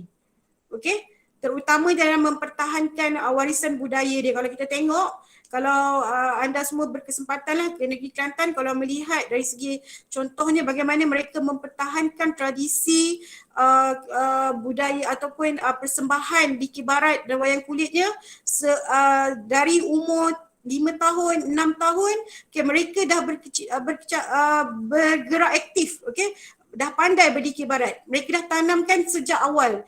Okay, dari mereka kanak-kanak lagi. Okay, disebabkan itulah tradisi, kalau kita tengok budaya dikir barat dan wayang kulit mereka tu kekal sehingga hari ini. Okay, mungkin itulah yang pengalaman saya duduk di Kelantan. Okay, dan kalau kita tengok kehidupan masyarakat Kelantan ni, yang kalau di kampung lah, sebab saya duduk di Bacot, masih lagi kawasan kampung, masih lagi alami. kanak-kanak dia masih lagi bermain kalau saya tengoklah dia menjerat burung, okey, menangkap ikan guna kaedah tradisional. Itu kehidupan membantu mak dan ayah membajak sawah lagi. Itu yang saya nampak di depan mata lah. Okey. Dan juga kalau pada tahun 2019 Cik Hanafi pernah bawa saya dan pelajar saya ke Padang, okey, kampung Tanjung Sani Cik Hanafi. Ya Allah, subhanallah, saya rasa itulah pengalaman yang saya rasa sangat indah sekali, sebabnya bagaimana saya melihat kehidupan masyarakat kampung yang masih tradisional dan alami, yang perkataannya yang keluar daripada perbualan harian mereka ialah pepatah bidalan. Jadi saya rasa terpesona dan rasa tergamar bahawa masih ada lagi kehidupan yang tradisional, tetapi masih lagi aman dan sangat damai lah bagi saya. Okay? Satu pengalaman yang sangat indah untuk saya dan pelajar saya. Mungkin kalau pihak MCS, Puan Arianti bahagian pengurusan pelajar Ya, saya doktor. Mungkin lepas ni Saya kalau bahagian pendidikan pelajar. dah habis COVID, mungkin Puan Arianti boleh buat satu program yang membawa pelajar turun ke lapangan, sebabnya kita kena pecah tradisi belajar itu bukan sekadar di dalam kelas, okey, tetapi pelajar perlu turun lapangan dan melihat sendiri keadaan sebenar kehidupan yang betul-betul alami lah. Boleh. Untuk kita secara teori ya pelajar dapat apa tu konsep jati diri belajar kan. Tetapi secara alaminya untuk menghayati, untuk mengalami sendiri kehidupan tu mungkin pelajar perlu didedahkan lah bagi saya. Ya. Okey, itu saja untuk jawapan saya bagi soalan kedua. Terima kasih Cik Nur Ahmad. Kembali kepada moderator. Terima kasih Doktor. Manakala Doktor bercakap tentang jati diri ni, saya teringat dua kisah benar. Okay. Kisah yang pertama, dalam kelas saya pernah tanya student saya, apakah moto yang terdapat dekat Jatinegara? Semua orang tak tahu. Kalau saya tanya audien, semua tahu ke? Dekat Jatinegara kita tu, kat bawah tu tulis apa? Kita Google sekejap. Ya, cuba. Semua. Jatinegara. Yes, bersekutu bertambah mutu. Ya, betul. Itu kisah pertama lah. Kisah kedua, saya pernah terbaca dalam Borneo Post kan. Dia dekat situ dia melaporkan satu kes yang berlaku satu hari sebelum tu. Di mana seorang magistrat ni, dia menghadapi masalah. Kerana dia bertugas di Kuching, di Sarawak. Masa tu orang Indonesia dengan orang Malaysia ni dia tinggal, kalau duduk dekat border, dia memang selalu akan keluar masuk tau, dua-dua negara ni. Kan? So pada satu hari ni ada seorang ni dituduh satu kes lah. Kes menjadi bomoh palsu. Yang jadi masalahnya, daripada tarikh dia dituduh sehingga tarikh dibicarakan, kita nak bagi dia jamin ataupun tidak. Kalau dia adalah warga negara, selalunya diberikan jaminan. Tapi kalau dia bukan warga negara, yakni warga Indonesia, dia akan di-deny bail atau tidak diberi jaminan. So masalah dia sekarang, dia memiliki kedua-dua dokumen. Yakni satu IC Malaysia dan satu lagi kartu Indonesia. Kartu ni IC dia lah. Tapi IC Malaysia ni dalam keadaan berkeronyok tau. Menimbulkan keraguan. So rasanya apa magistrate tu buat? Untuk menentukan kewarganegaraan OKT tersebut. Ambil Malaysia. Tahu tak rasanya? Malaysia. Dia suruh nyanyi lagu negaraku. Dekat mahkamah terbuka. OKT tu pun start lah nyanyi negaraku. Dapat dia jamin. Itulah kisahnya. Sebab apa? Orang Indonesia mustahil dia akan tahu lagu negara kita. Kita nak tahu lagu negara Indonesia pun macam susah juga kan, betul tak? So seterusnya saya rasa Encik Muhammad Hanafi dah bersedia. So Tuan Hanafi, soalan yang kedua sekarang ni kita di alam digital apa cadangan Tuan untuk menggunakan platform digital ini untuk menerapkan semangat kemerdekaan pada golongan belia atau golongan muda? Silakan Tuan.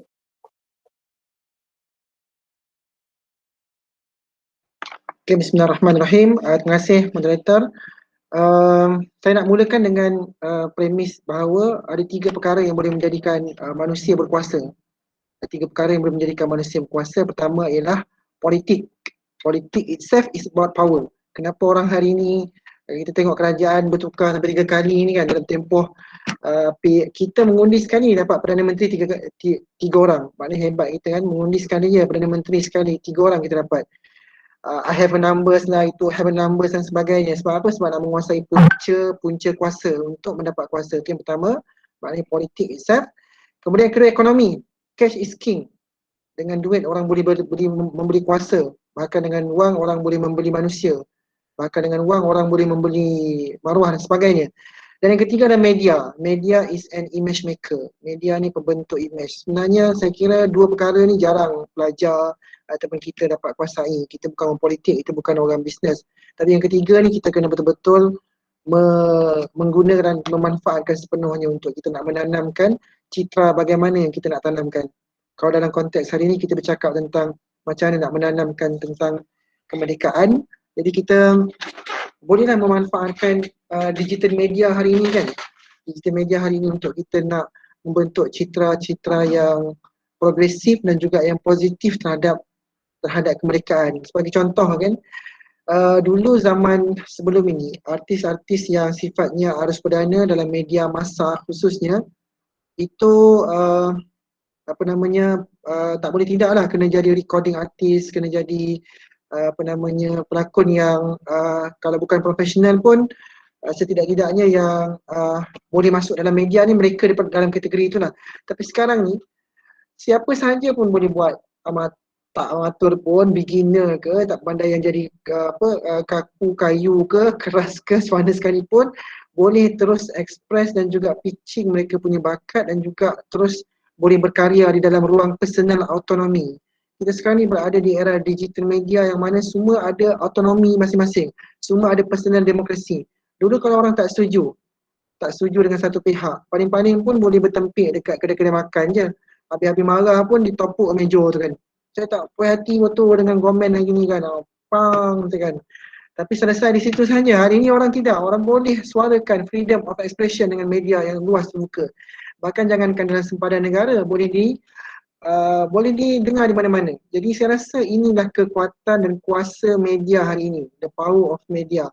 Yang saya rasa kalau kita tidak manfaatkan, dia akan jadi seperti inilah. Kalau saya boleh bagi kiasan, rakan-rakan semua, seperti pisau. Pisau ni dia digunakan untuk potong sayur. Jadi pisau tu dikatakan bermanfaat kerana dapat membantu untuk kerja-kerja dapur dan kerja-kerja menyediakan makanan. Tapi kalau pisau yang sama, datang seorang perompak pada malam hari, datang masuk ke dalam rumah orang, mengambil pisau yang sebelumnya bermanfaat dan berguna untuk memotong sayur dan memasak tu, dan mengharu dan membunuh tuan rumah tu, pisau itu akan dikatakan sebagai makhluk yang paling jahat lah. Sebab telah mencabut nyawa orang. Jadi sebenarnya bukan pisau itu sendiri yang memberikan nilai, tapi pelaku tu. Jadi kitalah yang melaku ataupun yang menjadi pelaku kepada media, yang memberi nilai kepada media itu sendiri. Jadi saya rasa tak salah pun media ke sains ke ataupun segala-galanya. Bahkan nak ambil daripada barat pun boleh. Apa-apa sahaja ataupun daripada mana-mana sahaja, yang sekular pun boleh. Liberal pun boleh. Kita boleh ambil, tapi kita lah yang akan channelkan ataupun yang akan apa istilahnya kalau dalam konteks kita, kita naturalisasikan. Kita yang bentukkan kembali dia punya acuan ataupun spiritnya. Jadi media ni memang sangat-sangat berkuasa. Contohnya sebelum ni kita dengar nama Mat Lutfi, kritikan-kritikan sosial beliau. Kemudian kita dengar pula banyaklah sekarang ni kan, Insta-famous kan, Insta-famous dalam grup ni. Kalau ada Insta-famous dalam grup ni, saya nak minta untuk popular punya jenama Cokodok ni. Boleh Firza. Zulfadli. Ke Cik Faisal kita adalah Insta-famous? Bangga saya kalau Cik Faisal Saya Insta-famous. Instagram gambar dia dua je. Saya kadang tengok sosial media ni kan, kita punya beria dah tulis panjang-panjang kan, orang tak bagi reaction pun. Tapi kalau Insta-famous ni, dia letak gambar Cokodok 2 kopeng lah. 1000, 2000, berpuluh-puluh orang bagi reaction. Jadi the power of media yang boleh jadi tools untuk mereka ni dimanfaatkan ataupun kita memanfaatkan untuk sebarkan mesej-mesej yang baik ni. Dia ada pelbagai segmen yang boleh kita cadangkan, antaranya adalah seperti hari ini kita berkomunikasi secara lebih kerap dalam secara atas talian ni, tapi tema-tema yang menarik lah, tema-tema yang memberikan isi. Contohnya yang saya kata memberikan isi macam tadi Cik Nur Rahmat kata tentang tema kuasa lunak, soft power. Bagaimana membangunkan soft power dalam konteks Malaysia, budaya Melayu sebagai contoh. Pelbagai kan, sebab dia minimum cost, maximum effect. Media ni tak pakai apa-apa duit. Kalau kita dekat luar nak buat program, Allah, baru dengar ni sarapan siapa nak bayar ni, dah menggeleng kepala masing-masing. Cuma kata tak payahlah buat program, sudahnya hanya memikirkan sebab cari dana untuk jamuan saja kita dah start. Tapi hari ni tak perlu dah. Jamuan disediakan di rumah masing-masing. Tarikan kat situ. Jamuan disediakan tapi di dapur masing-masing. Jadi itu contohnya. Kemudian yang kedua adalah perbagaikanlah digital media yang kreatif. Dulu kita lihat evolusi media ni kan. Kalau kita tengok game lah. Saya dulu pun minat juga dalam main game ni. Mula-mula pemain-pemain tu gambar petak-petak.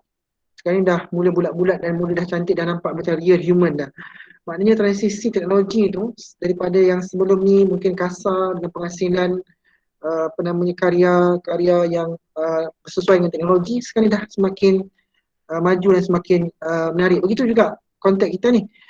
Pelbagaikan mungkin kita boleh wajibkan dalam assignment tu buat video-video yang contohnya short video yang memberikan mesej-mesej yang saya rasa insyaAllah dia akan memberi lebih banyak impak lah. Kalau mungkin dengar dia hanya akan tackle audio, tapi kalau dengan video dia ada audio, dia ada visual, dan dia ada juga bunyi dan sebagainya dan lain tu. Baik, apa lagi yang boleh kita manfaatkan dalam konteks hari ini? Dia hanya fokus pada media sahaja ke Cik Ahmad soalan ni? Kalau boleh recall balik tadi, ataupun dia apa-apa medium? Apa-apa medium. Apa-apa medium sahaja dah, tak semestinya media Yes. Okey, medium-medium lain yang boleh kita cadangkan, gerakan-gerakan persatuan pelajar. Gerakan persatuan pelajar, sebab apa? Sebab persatuan pelajar ni kalau kita lihat contohnya kebangkitan pelajar di Malaysia tahun 70-an. Kalau kita cakap tentang era kebangkitan pelajar ni, kita sering rujuk Universiti Malaya. Universiti Malaya boleh kata sebagai satu benchmarking kepada macam mana kumpulan pelajar dapat menjadi kuasa ketiga, third opinion ataupun the third force. Kuasa ketiga yang menjadi check and balance, kuasa pendesak dan juga yang menjadi semak dan imbang. Jadi mereka ni, kumpulan pelajar ni dapat menjadi sayap ataupun agent ataupun advocator, agent of change, yang dapat menjadi duta-duta kecil. Mereka ni perlu pelbagaikanlah program-program untuk reach out dalam erti kata bahawa memahamkan tentang makna kemerdekaan yang mungkin telah pun kering dilihat sebelum ni. Dry. Contoh macam saya rasa kalau menyanyi lagu tanggal 31 ni bagus lah juga, tapi saya rasa macam terlalu kering lah dia punya penghayatannya tu. Saya bukan nak bandingkan Indonesia, saya tetap mengatakan bahawa masing-masing ada sejarahnya tersendiri. Cuma Indonesia ni saya rasa satu contoh yang kita boleh pelajari lah. Tahun 45 bila berlakunya kedatangan Belanda, ada satu pidato oleh Bung Utomo. Bung Tomo ni dia kata, saudara-saudara kita, para pemuda-pemuda yang berada di Surabaya, saya lakonkan. Kalau contoh dia kata, kalau Belanda ataupun kolonial datang semula, suara kita dan jawapan kita satu, merdeka atau mati. Dan dia kata lebih baik kita hancur lebur daripada tidak merdeka. Dan dia kata perjuangan kita hanya satu saja ataupun jawapan kita hanya satu, merdeka atau mati. Begitu juga Che Guevara. Che Guevara ni sama dengan Fidel Castro di Cuba yang cuba membebaskan Cuba di Amerika Latin daripada penjajahan Amerika. Dalam pidatonya dia di PBB yang sangat monumental, dia kata tanah air atau mati.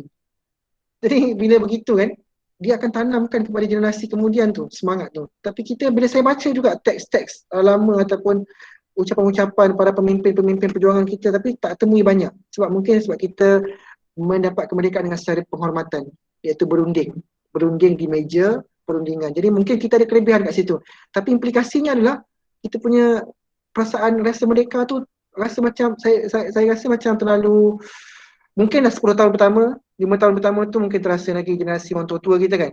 Sekarang ni kita kena memperbagaikan dengan mungkin quotation yang diperjuangkan oleh gerakan-gerakan, khususnya gerakan-gerakan alternatif.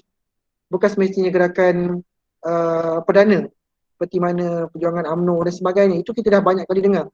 Gerakan alternatif, contohnya Syamsiah Fakih, contohnya Burhan bin Al-Himi. Syamsiah Fakih sebutkan di sini.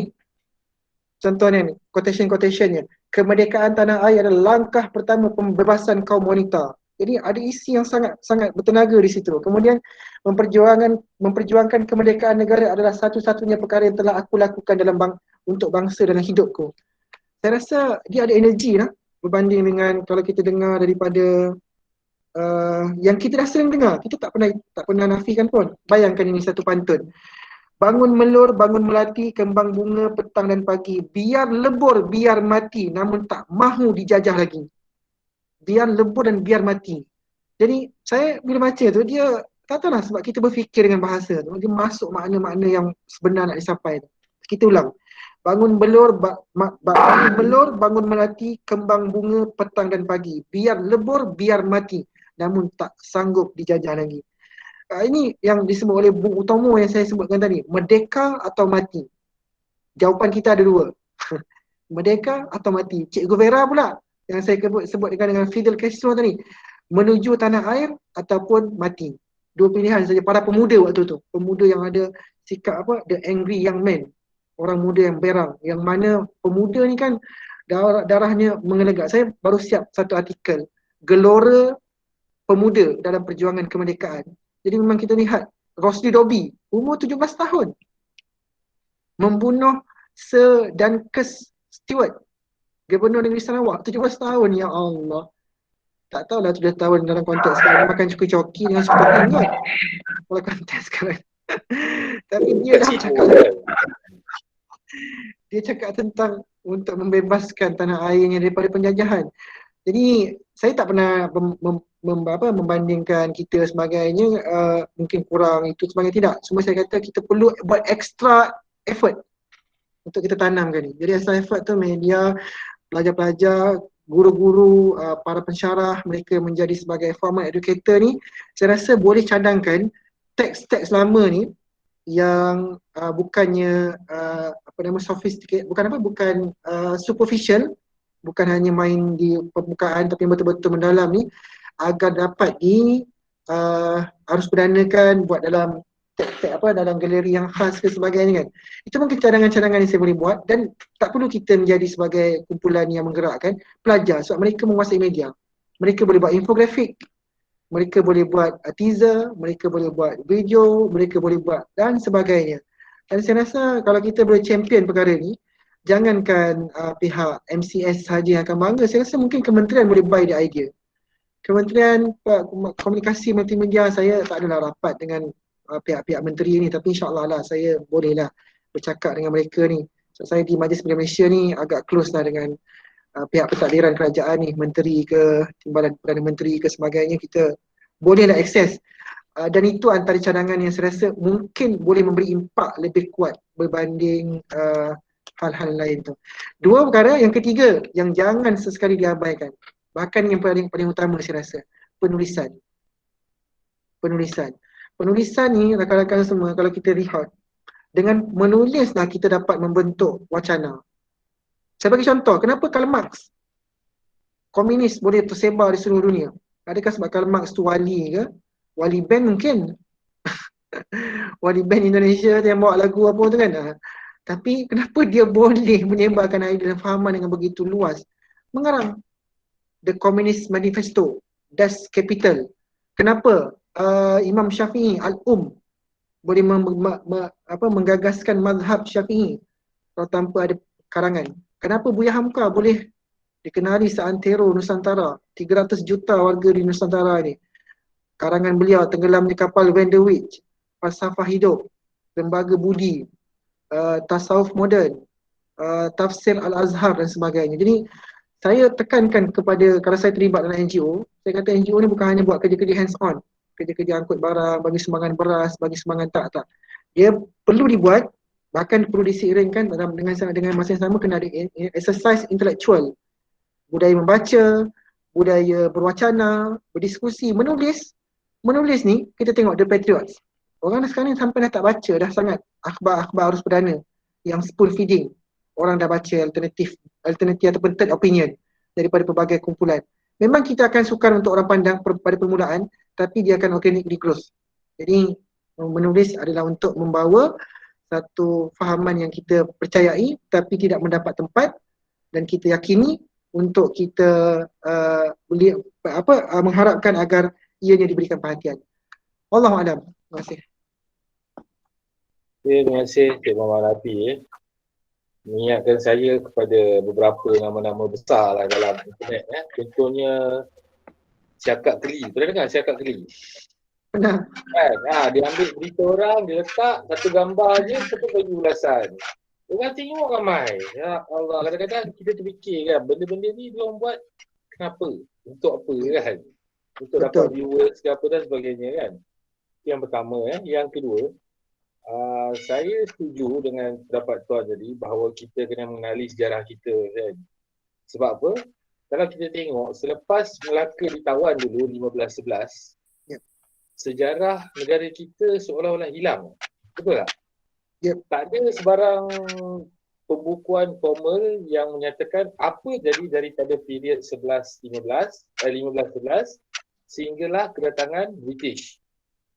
Sekitar tahun 19 akhir 18 kurun ke-18 di mana Francis Light mula mendarat di bukan Pulau Pinang sebenarnya mula dia datang. Dia sampai dekat Pulau Jejak. Tapi dia lari. Dia tengok tempat tu tak cantik kan. Dia lari ke Pulau Pinang. Mungkin kita boleh buat suatu kajian sebab apa semasa Portugis meninggalkan Melaka dulu dikabarkan dia membawa sekali 2 bahtera besar. Segala hazanah-hazanah Melaka termasuklah sejarah, buku, penulisan dan peradaban. Kan mungkinlah satu hari kita ada, kalau ada kewangan yang cukup, mungkin kita boleh pergi discover sebab salah satu sumber tu terdapat di Museum St. Petersburg, Russia. Kalau tak silap saya lah. Ini nanti kalau ada dialog kemudian kita boleh bincang lah. Tuan Rafi dengan Doktor. Okay. Sekarang kita beralih semula kepada Doktor. So, soalan terakhir Doktor hari ini. Apa cadangan Doktor supaya anak-anak muda kita ni benar-benar mengerti, menghargai nikmat kemerdekaan yang kita capai ini? Silakan Doktor. Okey, terima kasih untuk pusingan akhir ni lah. Soalan terakhir ialah bagaimana kita nak memberikan anak-anak muda kita ni mengerti pengertian sebenar ataupun menghargai konsep kemerdekaan negara lah. Okey, ada 4 perkara lah yang saya cadangan saya lah untuk soalan yang ketiga ini. Okey, yang pertama ialah tentang bagaimana perlunya anak muda sekarang untuk mengenali warisan budaya masing-masing. Okay, yang kedua, menggunakan media sosial sebaik-baiknya. Okay, dari segi yang ketiga, pemantapan sistem pendidikan, dan yang keempat ialah penghayatan kepada rukun negara. Okey, keempat-empat perkara yang saya sebutkan tadi, asas dia masih sama, iaitu tentang jati diri. Okey, kalau kita tengok yang pertama tadi, bagaimana saya menekankan tentang mengenali warisan budaya. Okey, masing-masing kita maklum bahawa Malaysia sendiri kaya dengan nilai warisan dan budaya kan. Okey, tapi kita tanya pada diri kita sendiri, okey, di peringkat negeri kita, okey, paling orang kata paling tak tahu pun lah di daerah yang kita duduk, okey, daerah penempatan kita di negeri asal tempat ranah kelahiran kita tu, okey, apa konsep warisan budaya yang kita faham, yang betul-betul kita tahu, yang kita cakna, yang kita ambil tahu. Okey, sejauh mana kita faham? Tak payah pergi jauh, tak payah pergi sampai Malaysia, tapi pergi kat kampung awak tu kan. Okey, masing-masing cuba fikirkan lah. Okey, di sinilah bagaimana kita nak menanamkan semangat cinta kan tanah air kita, nak menghargai kan, menghayati erti kemerdekaan itu sendiri. Okey, kita faham bahawa kita hidup dalam dunia teknologi yang semakin canggih. Okay, kita tak boleh nak salahkan teknologi. Okay, itu memang dah satu keperluan dunia pada hari ini. Tetapi sejauh mana kita melepaskan diri kita untuk kita bersaing, bersaing maju, untuk bersama, seiringan dengan teknologi itu tanpa kita meninggalkan tradisi kita, tradisi asal kita. Itulah yang tadi kalau dalam kita terapkan dalam sistem pendidikan kita tadi. Kalau kita tengok pada awal tadi saya ditanyakan latar belakang pendidikan pelajar ni, ada yang ambil multimedia, ada graphic design, ada management. Jadi gunakanlah teknologi yang awak belajar ni, bidang ilmu, awak dah ada, ilmu tu dah ada, pendidikan yang awak ambil tu, untuk awak mengangkat tradisi-tradisi budaya dan warisan yang sepatutnya. Jadikan itu sebagai konten awak lah. Barulah itu dikatakan awak menggunakan pendidikan ataupun knowledge kelebihan yang awak ada. Itu add value lah. Maksudnya nilai tambah awak untuk bersaing dengan orang di luar nantilah. Itu yang dikatakan awak menghargai nilai ilmu yang awak ada pada hari inilah. Seterusnya ialah contohnya kita ambil yang kedua ialah menggunakan media sosial sebaik-baiknya. Rasanya tadi pun saya dah sebut untuk sesi kedua tadi. Bagaimana lepas saya cadangkan untuk awak semua gunakan media sosial untuk awak berinteraksi, untuk berkomunikasi dengan baik. Bukan sebabnya hari ini orang melihat profil kita, orang melihat pribadi kita di media sosial. Jadi media sosial sekarang seakan menjadi kita punya CV lah.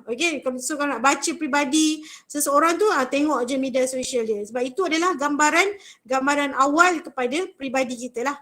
Yang ketiga, pemantapan dari segi sistem pendidikan lah. Yang macam tadi yang saya sentuh lah. Knowledge ataupun ilmu yang kita dapat dekat MCS ni, yang awak peroleh di MCS ni, jadikan dia sebagai satu platform untuk awak mengembangkan lagi peranan awak sebagai rakyat Malaysia lah.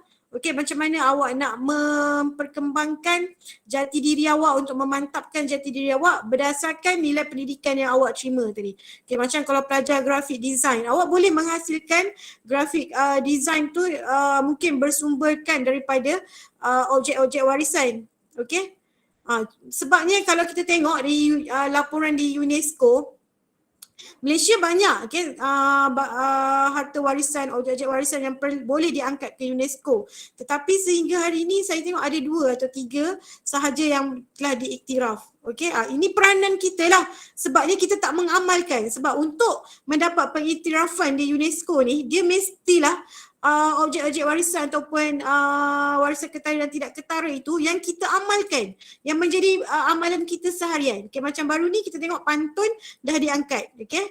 Pantun dah diangkat. Sebabnya itu pun kita berkongsi dengan Indonesia, Malaysia dan Indonesia. Sebabnya saya rasa di Malaysia yang lebih banyak, di Indonesia yang lebih banyak menggunakan pantun itu sendiri.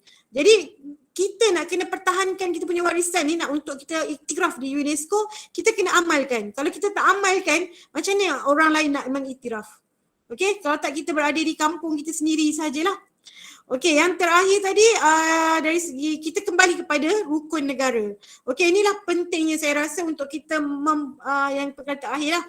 Kita menghayati rukun negara, yang mana kalau kita faham ya, rukun negara ni telah diwujudkan pada tahun 1970-an 70 berikutan peristiwa 13 Mei 1969. Peristiwa 13 Mei 1969 pun kita boleh kira sebagai satu dark heritage, kita panggil warisan hitam, yang mana dark heritage itulah yang memberikan satu impak yang besar kepada masyarakat, yang itu tercetusnya tadi rukun negara yang membawa kepada impak yang positif sehingga hari ini.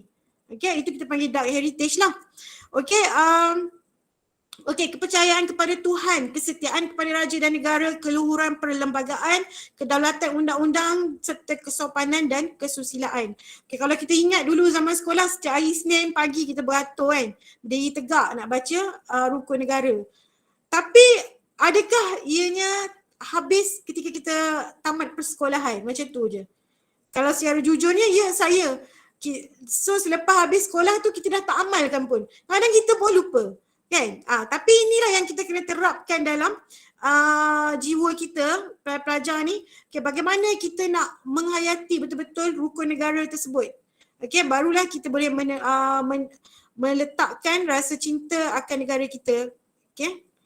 Jadi inilah 4 perkara yang saya rasa yang perlu diberikan penekanan lah, okay, untuk meletakkan ataupun untuk menjadikan kita sebagai anak muda ni mengerti dan menghargai, okay, maksud kemerdekaan negara itu sendiri. Okay, kalau boleh mungkin saya akhirilah saya punya sesi ni. Okay, saya nak mungkin deklamasikan sedikitlah 1 ataupun 2 rangkap, okay, sajak daripada sastrawan negara kita, Dato' Samad Said, okay, yang bertajuk Hidup Bersama. Okay, saya mungkin baca rangkap yang terakhir lah. Okay, tanah air memberi banyak, mesra mendakap kita. Kemerdekaan mendorong kita berdiri dan berbakti. Dan kita sudah sampai di lereng indah. Pasti tetap mendaki juga. Menyanggah musuh, menambah kawan tanpa jenuh. Kuatir juga tanpa rawan. Dan dalam alaf baru, semangat kita wajar padu. Berjalan kita atas nama tanah air dan bangsa.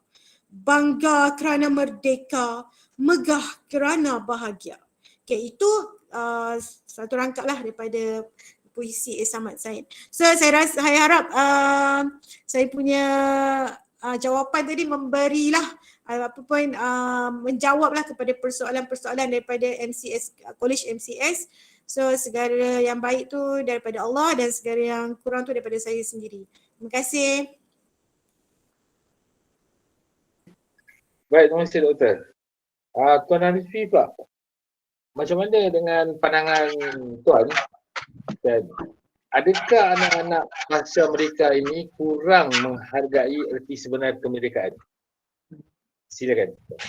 Baik, kalau dalam kajian sains sosial kemanusiaan, dia ada satu metod untuk kita dapatkan data ni yang selain daripada kita buat soal selidik ataupun kajian kepustakaan dan sebagainya, ada satu lagi yang diiktiraf, iaitu observation, pemerhatian. Walaupun pemerhatian ni bukanlah satu kaedah yang boleh memastikan accuracy, ketepatan kita punya dapatan tu betul-betul. Tapi saya kira secara umumnya kita berdapat gambaran secara umumnya lah berdasarkan panca indera yang saya saksikan. Memang saya rasa kuranglah daripada sudut mereka menghayati kemerdekaan yang pada maknanya hakiki lah. Selain dia sebenarnya tegakkan bendera ni pun satu ukuran juga. Kalau kita lihat, kita tengok kerajaan edarkan bendera kan kepada rakyat. Kalau sebenarnya secara kalau kita boleh membaca, kalau datang daripada kesedaran sendiri, tak perlu dah ada program edaran bendera. Maknanya ianya akan tumbuh sendiri, rakyat boleh beli kerana itu adalah harga yang mereka perlu bayar untuk memberikan menyatakan rasa kasih dan patriotik kepada tanah air. Dalam Islam ada satu kata-kata yang kalau boleh kita tanamkan juga. Saya tak pasti di mana, saya tak berani mengatakan ianya adalah hadis ataupun bukan, tetapi satu kata-kata yang masyhur. Saya tak katakan ia sebagai hadis ya. Sebab ada perdebatan mengatakan sama ada ianya adalah hadis ataupun bukan. Tapi kata-kata itu adalah hubbul watan minal iman.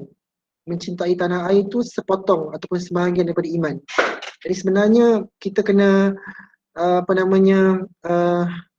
menanamkan ataupun kesedaran tu kena tumbuh sendirilah bahawa mencintai tanah air ini sebahagian daripada tuntutan yang agama perintahkan pun. Bahkan ketika tanah air kita dijajah, mereka yang bangun menentang ni menganggap bahawa membebaskan tanah air ini sebagai kewajipan. Kerana tanah air adalah hak yang telah Allah berikan dan ianya wajib untuk dibebaskan daripada kuku dan cengkaman penjajahan. Tapi ialah bila kita lihat situasi sekarang, dia ada banyaklah antaranya kita katakan rakyat ataupun warga negara kita banyak dipengaruhi ataupun ditakluk ataupun dijajah oleh hedonism, budaya bersuka-suka ataupun suka kepada hiburan ataupun comfort zone, berada dalam zon selesa yang lama, ataupun captive mind, minda yang tertawan oleh wacana barat. Dan saya pun tak suka terlalu melihat daripada sudut negatif sebab banyak juga effort yang dibuat oleh warga negara. Kita iktiraf yang itu. Tapi saya bercakap tentang masa secara umumnya warga di luar. Dan ialah kalau kita boleh sama-sama bersetuju tentang soal masing-masing ada panca indera dan juga pemerhatian berbeza-beza. Tapi sekadar saya punya pemerhatian memang terlalu jauh lagi lah daripada makna yang sepatutnya kita syukuri dan juga kita hargai. Memang akan berlangsung setiap bulan ditayangkan Laungan Merdeka oleh Tuanku Abdul Rahman, lagu oleh Sudirman tanggal 31, kemudiannya kewajipan pak-rakan mereka dan sebagainya. Tapi saya suka ambil contoh dekat Indonesia ni sebab saya agak kerap ke sana.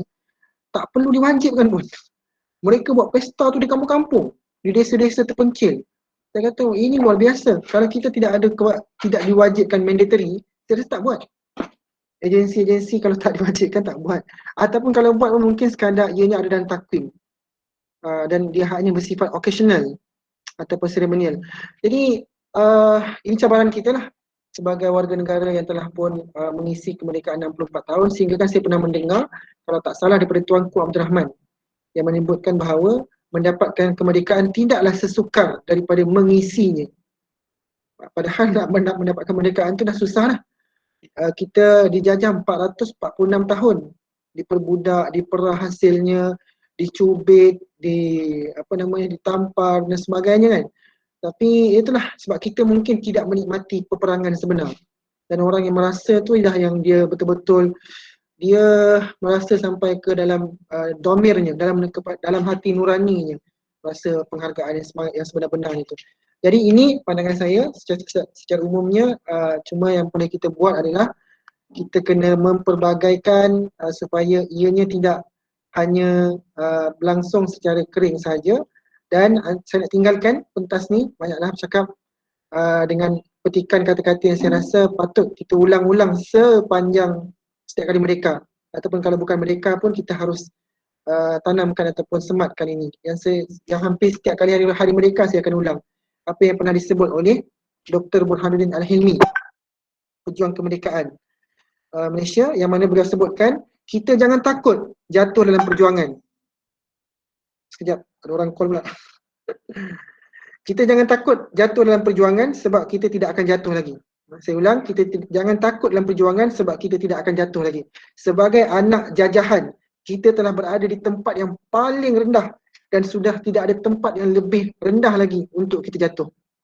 Masya Allah. Jadi sebenarnya bagi rakyat yang pernah terjajah ini, jangan takut untuk kita bangkit dan bangun, kerana kalau kita jatuh pun kita tidak akan pernah mengalami kejatuhan yang lebih rendah daripada kejatuhan sebagai orang yang tidak merdeka. Dan saya tambah, dan ini ulasan saya sendiri, berani melangkah setelah tidak ada lagi kejatuhan yang lebih bawah daripada dijajah. Merdeka bukan sekadar melepaskan tubuh daripada perbudakan sahaja, tetapi membebaskan akal fikiran, jiwa dan kepribadian daripada tawanan kekeliruan pandangan alam. Kematian fungsi insaniah, sanggup memikul beban amanah sebagai khalifah fil ard. Jadi mudah-mudahan ianya dapat sedikit sebanyaklah memberikan makna dan semangat baru kepada kita. Selamat Hari Kemerdekaan ke-64. Terima kasih. Terima kasih Tuan Haji. So daripada pengurusan tadi dapat kita simpulkan mana yang paling penting, apa yang paling penting adalah pembinaan jati diri, jati diri golongan muda ni itu yang paling penting. Okey, seterusnya dalam masa 10 minit ni saya akan buka kepada question and answer ataupun soal balas kepada mana-mana audiens yang ingin bertanyakan apa-apa kepada kedua-dua panel kita. Silakan. Boleh angkat tangan kalau nak tanyakan sesuatu.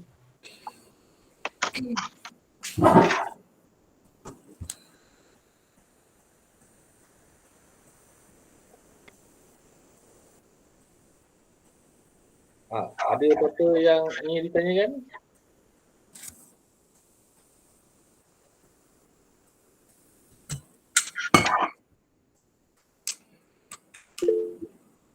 Okey. Silakan. Mr. Alex. Okey, selamat tengah hari ya. Okey, selamat tengah hari semua. Selamat tengah hari. Saya adalah Encik Alex. Saya merupakan seorang pensyarah di Kolej MCS dan saya mengajar subjek English dan juga komunikasi lah. Walau bagaimanapun, saya juga mementingkan bahasa, iaitu bahasa Melayu sebagai bahasa rasmi negara kita. Dan saya di sekolah juga, saya juga banyak menyertai banyak pertandingan dalam bahasa Melayu dan sebagainya. So saya punya cikgu sekolah ni selalu mensyorkan saya untuk menjadi seorang guru bahasa Melayu. Sebab saya lebih berminat dalam bahasa tersebut. Tapi itu bukan soalannya. Soalannya adalah jikalau kita di Malaysia ni tidak diberikan kemerdekaan, maknanya kita tak dapat kemerdekaan tu. So mengikut pandangan jemputan kita berdua ni, rasanya apakah keadaan Malaysia sekarang?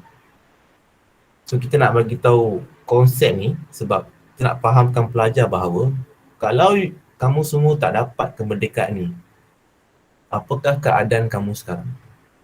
Itu soalan saya. Terima kasih. Okey, terima kasih Sir Alex. Ahli panel mana yang nak jawab dulu? Silakan.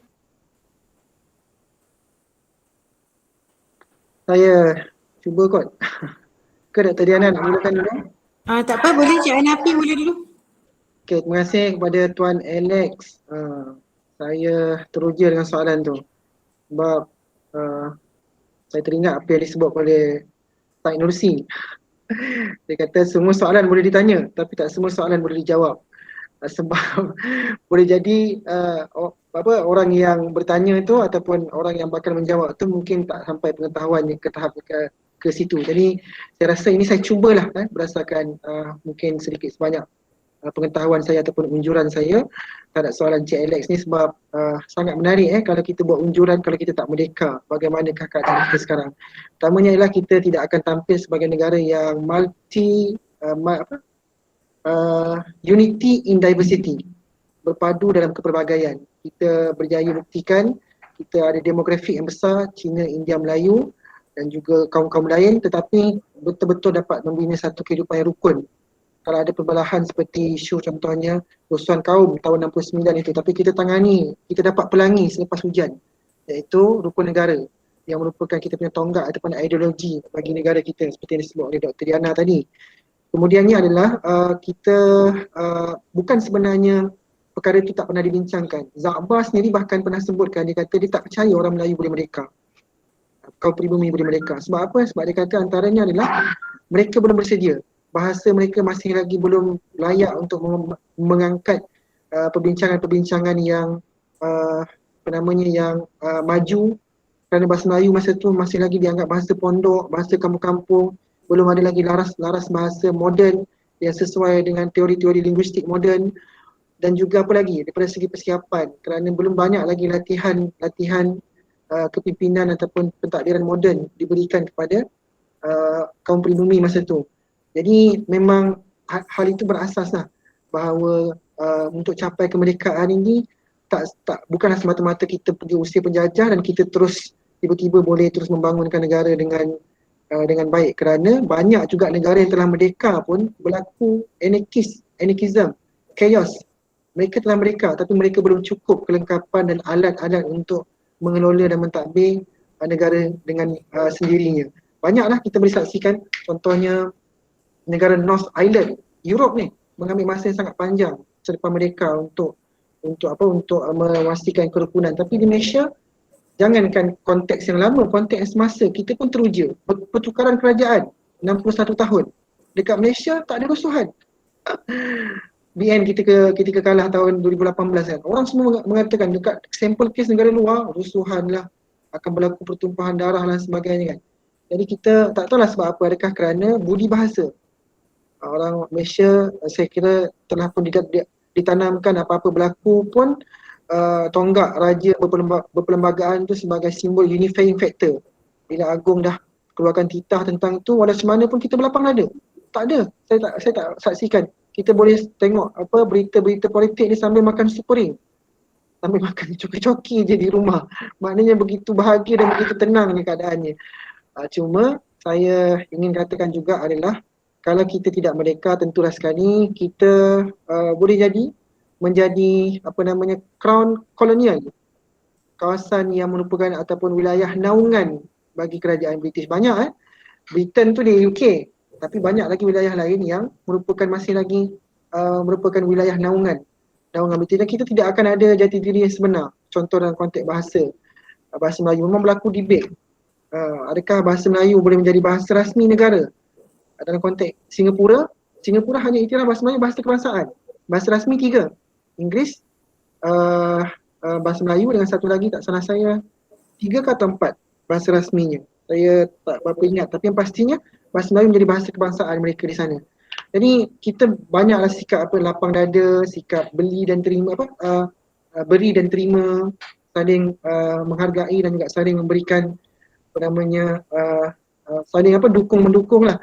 Dan kita berjaya juga membangunkan negara, bahkan pernah menjadi harimau Asia untuk satu ketika. Satu pencapaian yang hebat lah waktu tu kan.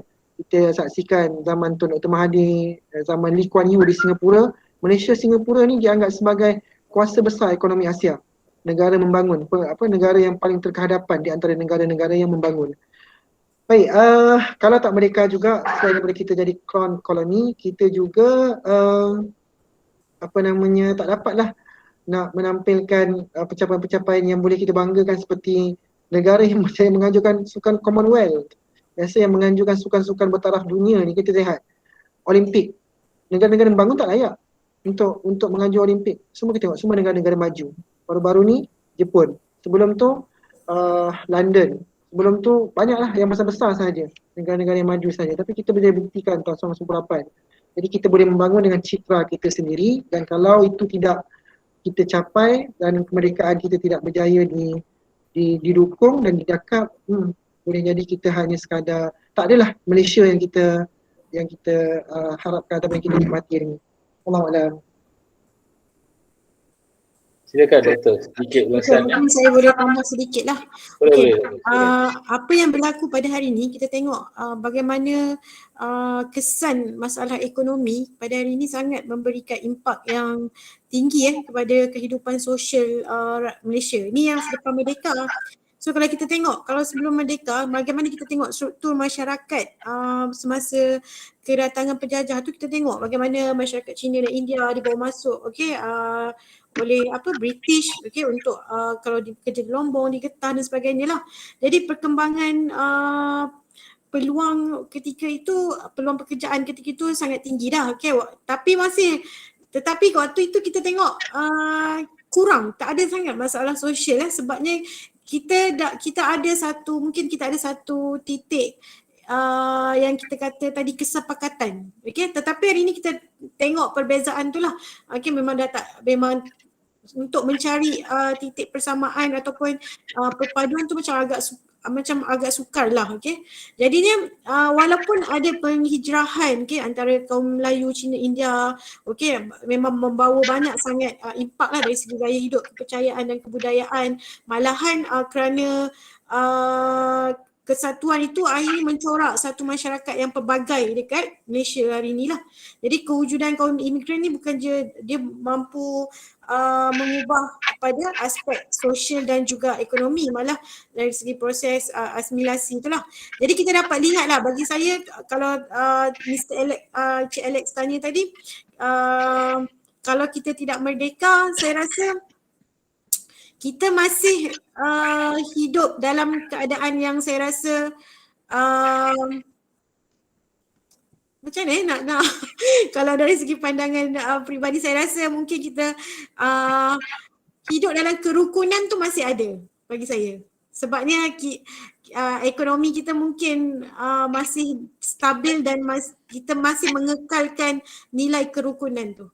bagi saya lah. Terima kasih. Baik, terima kasih Doktor dan juga Dr. Hanafi. Oleh kerana masa agak mencemburui kita, saya akan serahkan majlis semula kepada pengerusi majlis, Puan Filza untuk sesi penutupan. Okay, silakan Puan Filza. Okey, terima kasih Cik Muhammad Faisal di atas ni. Dan terima kasih juga kepada kedua-dua ahli panel kita pada hari ini. Saya rasa banyak perkongsian yang kita dapat dan diharapkan agar semua dapat sedikit sebanyak ilmu yang telah diberikan oleh kedua-dua panel kita sebentar tadi. Okay, dan untuk semua juga saya nak juga share ni. Okay, sebenarnya Dr. Nordiana ni bila nak buat program ni doktor, sebenarnya saya macam siapa saya nak cari untuk sebagai panel ni sebenarnya. Dan bila scroll teringat pula Dr. Diana ada macam boleh bagi talk berkenaan dengan kemerdekaan ni lah, dan saya rasa orang yang sesuai sebab kita pun sebenarnya dah kenal lama kan sebenarnya doktor. Sejak sekolah lagi sebenarnya. Ni kawan saya masa sekolah dulu sebenarnya, Cik Hanafi. Betul. Orang Polen ni kira ni. Satu sekolah sebenarnya dulu. Dia orang jalur. Dia orang jalur. Dan pun orang Nogori kak. Okay. Alright. Okay, so diharapkan agar semua dapat inilah kita dapat membentuk jati diri seperti mana yang telah diterangkan oleh kedua-dua panel kita tadi. Okay, untuk terutamanya golongan-golongan muda, para mungkin pensyarah kita di MCS ni kebanyakannya muda-muda belia. Sebenarnya saya ni je dah masuk dah beliau-beliau tu. Okay. Dan saya rasa itu sahaja. So segala kekurangan yang berlaku sepanjang majlis ini berlangsung, kami mohon beribu kemaafan. Dan saya nak jugalah untuk serangkap pantun. Tadi Dr. Diana kata pantun kan. Okay. Saya cuba ya. Bunga seroja di atas para, jatuh ditimpa buah berangan. Andai kata tersilap bicara, kemaafan jua kami pohonkan. Pohon berangan tempat bertemu, giranya rasa si anak dara. Baliklah tuan membawa ilmu, binalah bangsa, bangunkan negara. So sekian, wabillahi taufiq wal hidayah. Wassalamualaikum warahmatullahi wabarakatuh. Dan saya mohon ya untuk hadirin sekejap untuk kita onkan kamera masing-masing bagi sesi fotografi. Dan saya mohon Cik, boleh mohon bantuan ke Cik Hafiz untuk ambil gambar in screen maybe. Terima kasih ya kepada semua yang sudi hadir, yang sudi meluangkan masa hari ini. Okay, kita nak nyanyi ke? Nak ada lagu ke? Boleh. Okay, sekejap ya. Inilah kalau kita duduk dalam alam maya ni. Masalah-masalah teknikal tu kan. Okay. Cik Hafiz boleh ke? Tak semua gambar boleh ambil ya, sebab tak semua buka gambar tu. Oh okay, so saya tak boleh share lah ni Jangan share Filza. Aku nampak penuh. Dia ada suara je. Boleh. Okay. Baru nak nyanyi. Baru nak nyanyi. Itulah. Jom hari mulakan. Tanggal 31. Okey, terima kasih. Okay. Kena gambar ya. Okey, semua buka gambar jap. Boleh buka muka semua. Boleh buka muka On kamera. Boleh buka Dan kamera. saya ada bendera tu yang boleh ni. Lama tak jumpa Alex. Saya pun pinjam bendera juga ni. Okey, ada bendera Malaysia, boleh buka bendera Malaysia. Okay. Ada lah. Tak ada lah. 1, 2, 3. Okey. Dah, tu. Ada lagi? Siap, satu lagi. Satu lagi. Okey, 1, 2, 3. Okey, terima kasih. Okay, terima kasih semua. Terima kasih. Okay, Terima kasih. Terima kasih penganjur. Jumpa lagi. Terima kasih. Assalamualaikum. Selamat sejahtera. Assalamualaikum. Terima kasih. Selamat Terima kasih berjumpa. moderator. Terima kasih penganjur. Selamat menyambut Hari Kemerdekaan. Ya, selamat Terima kasih. Ya, kami pun ada buat planning untuk sambut Merdeka. Barbecue Merdeka esok. Bakar sini makan depan mic. Cantik. Ah. Baguslah influencer ni Alex Jason TikTok ni.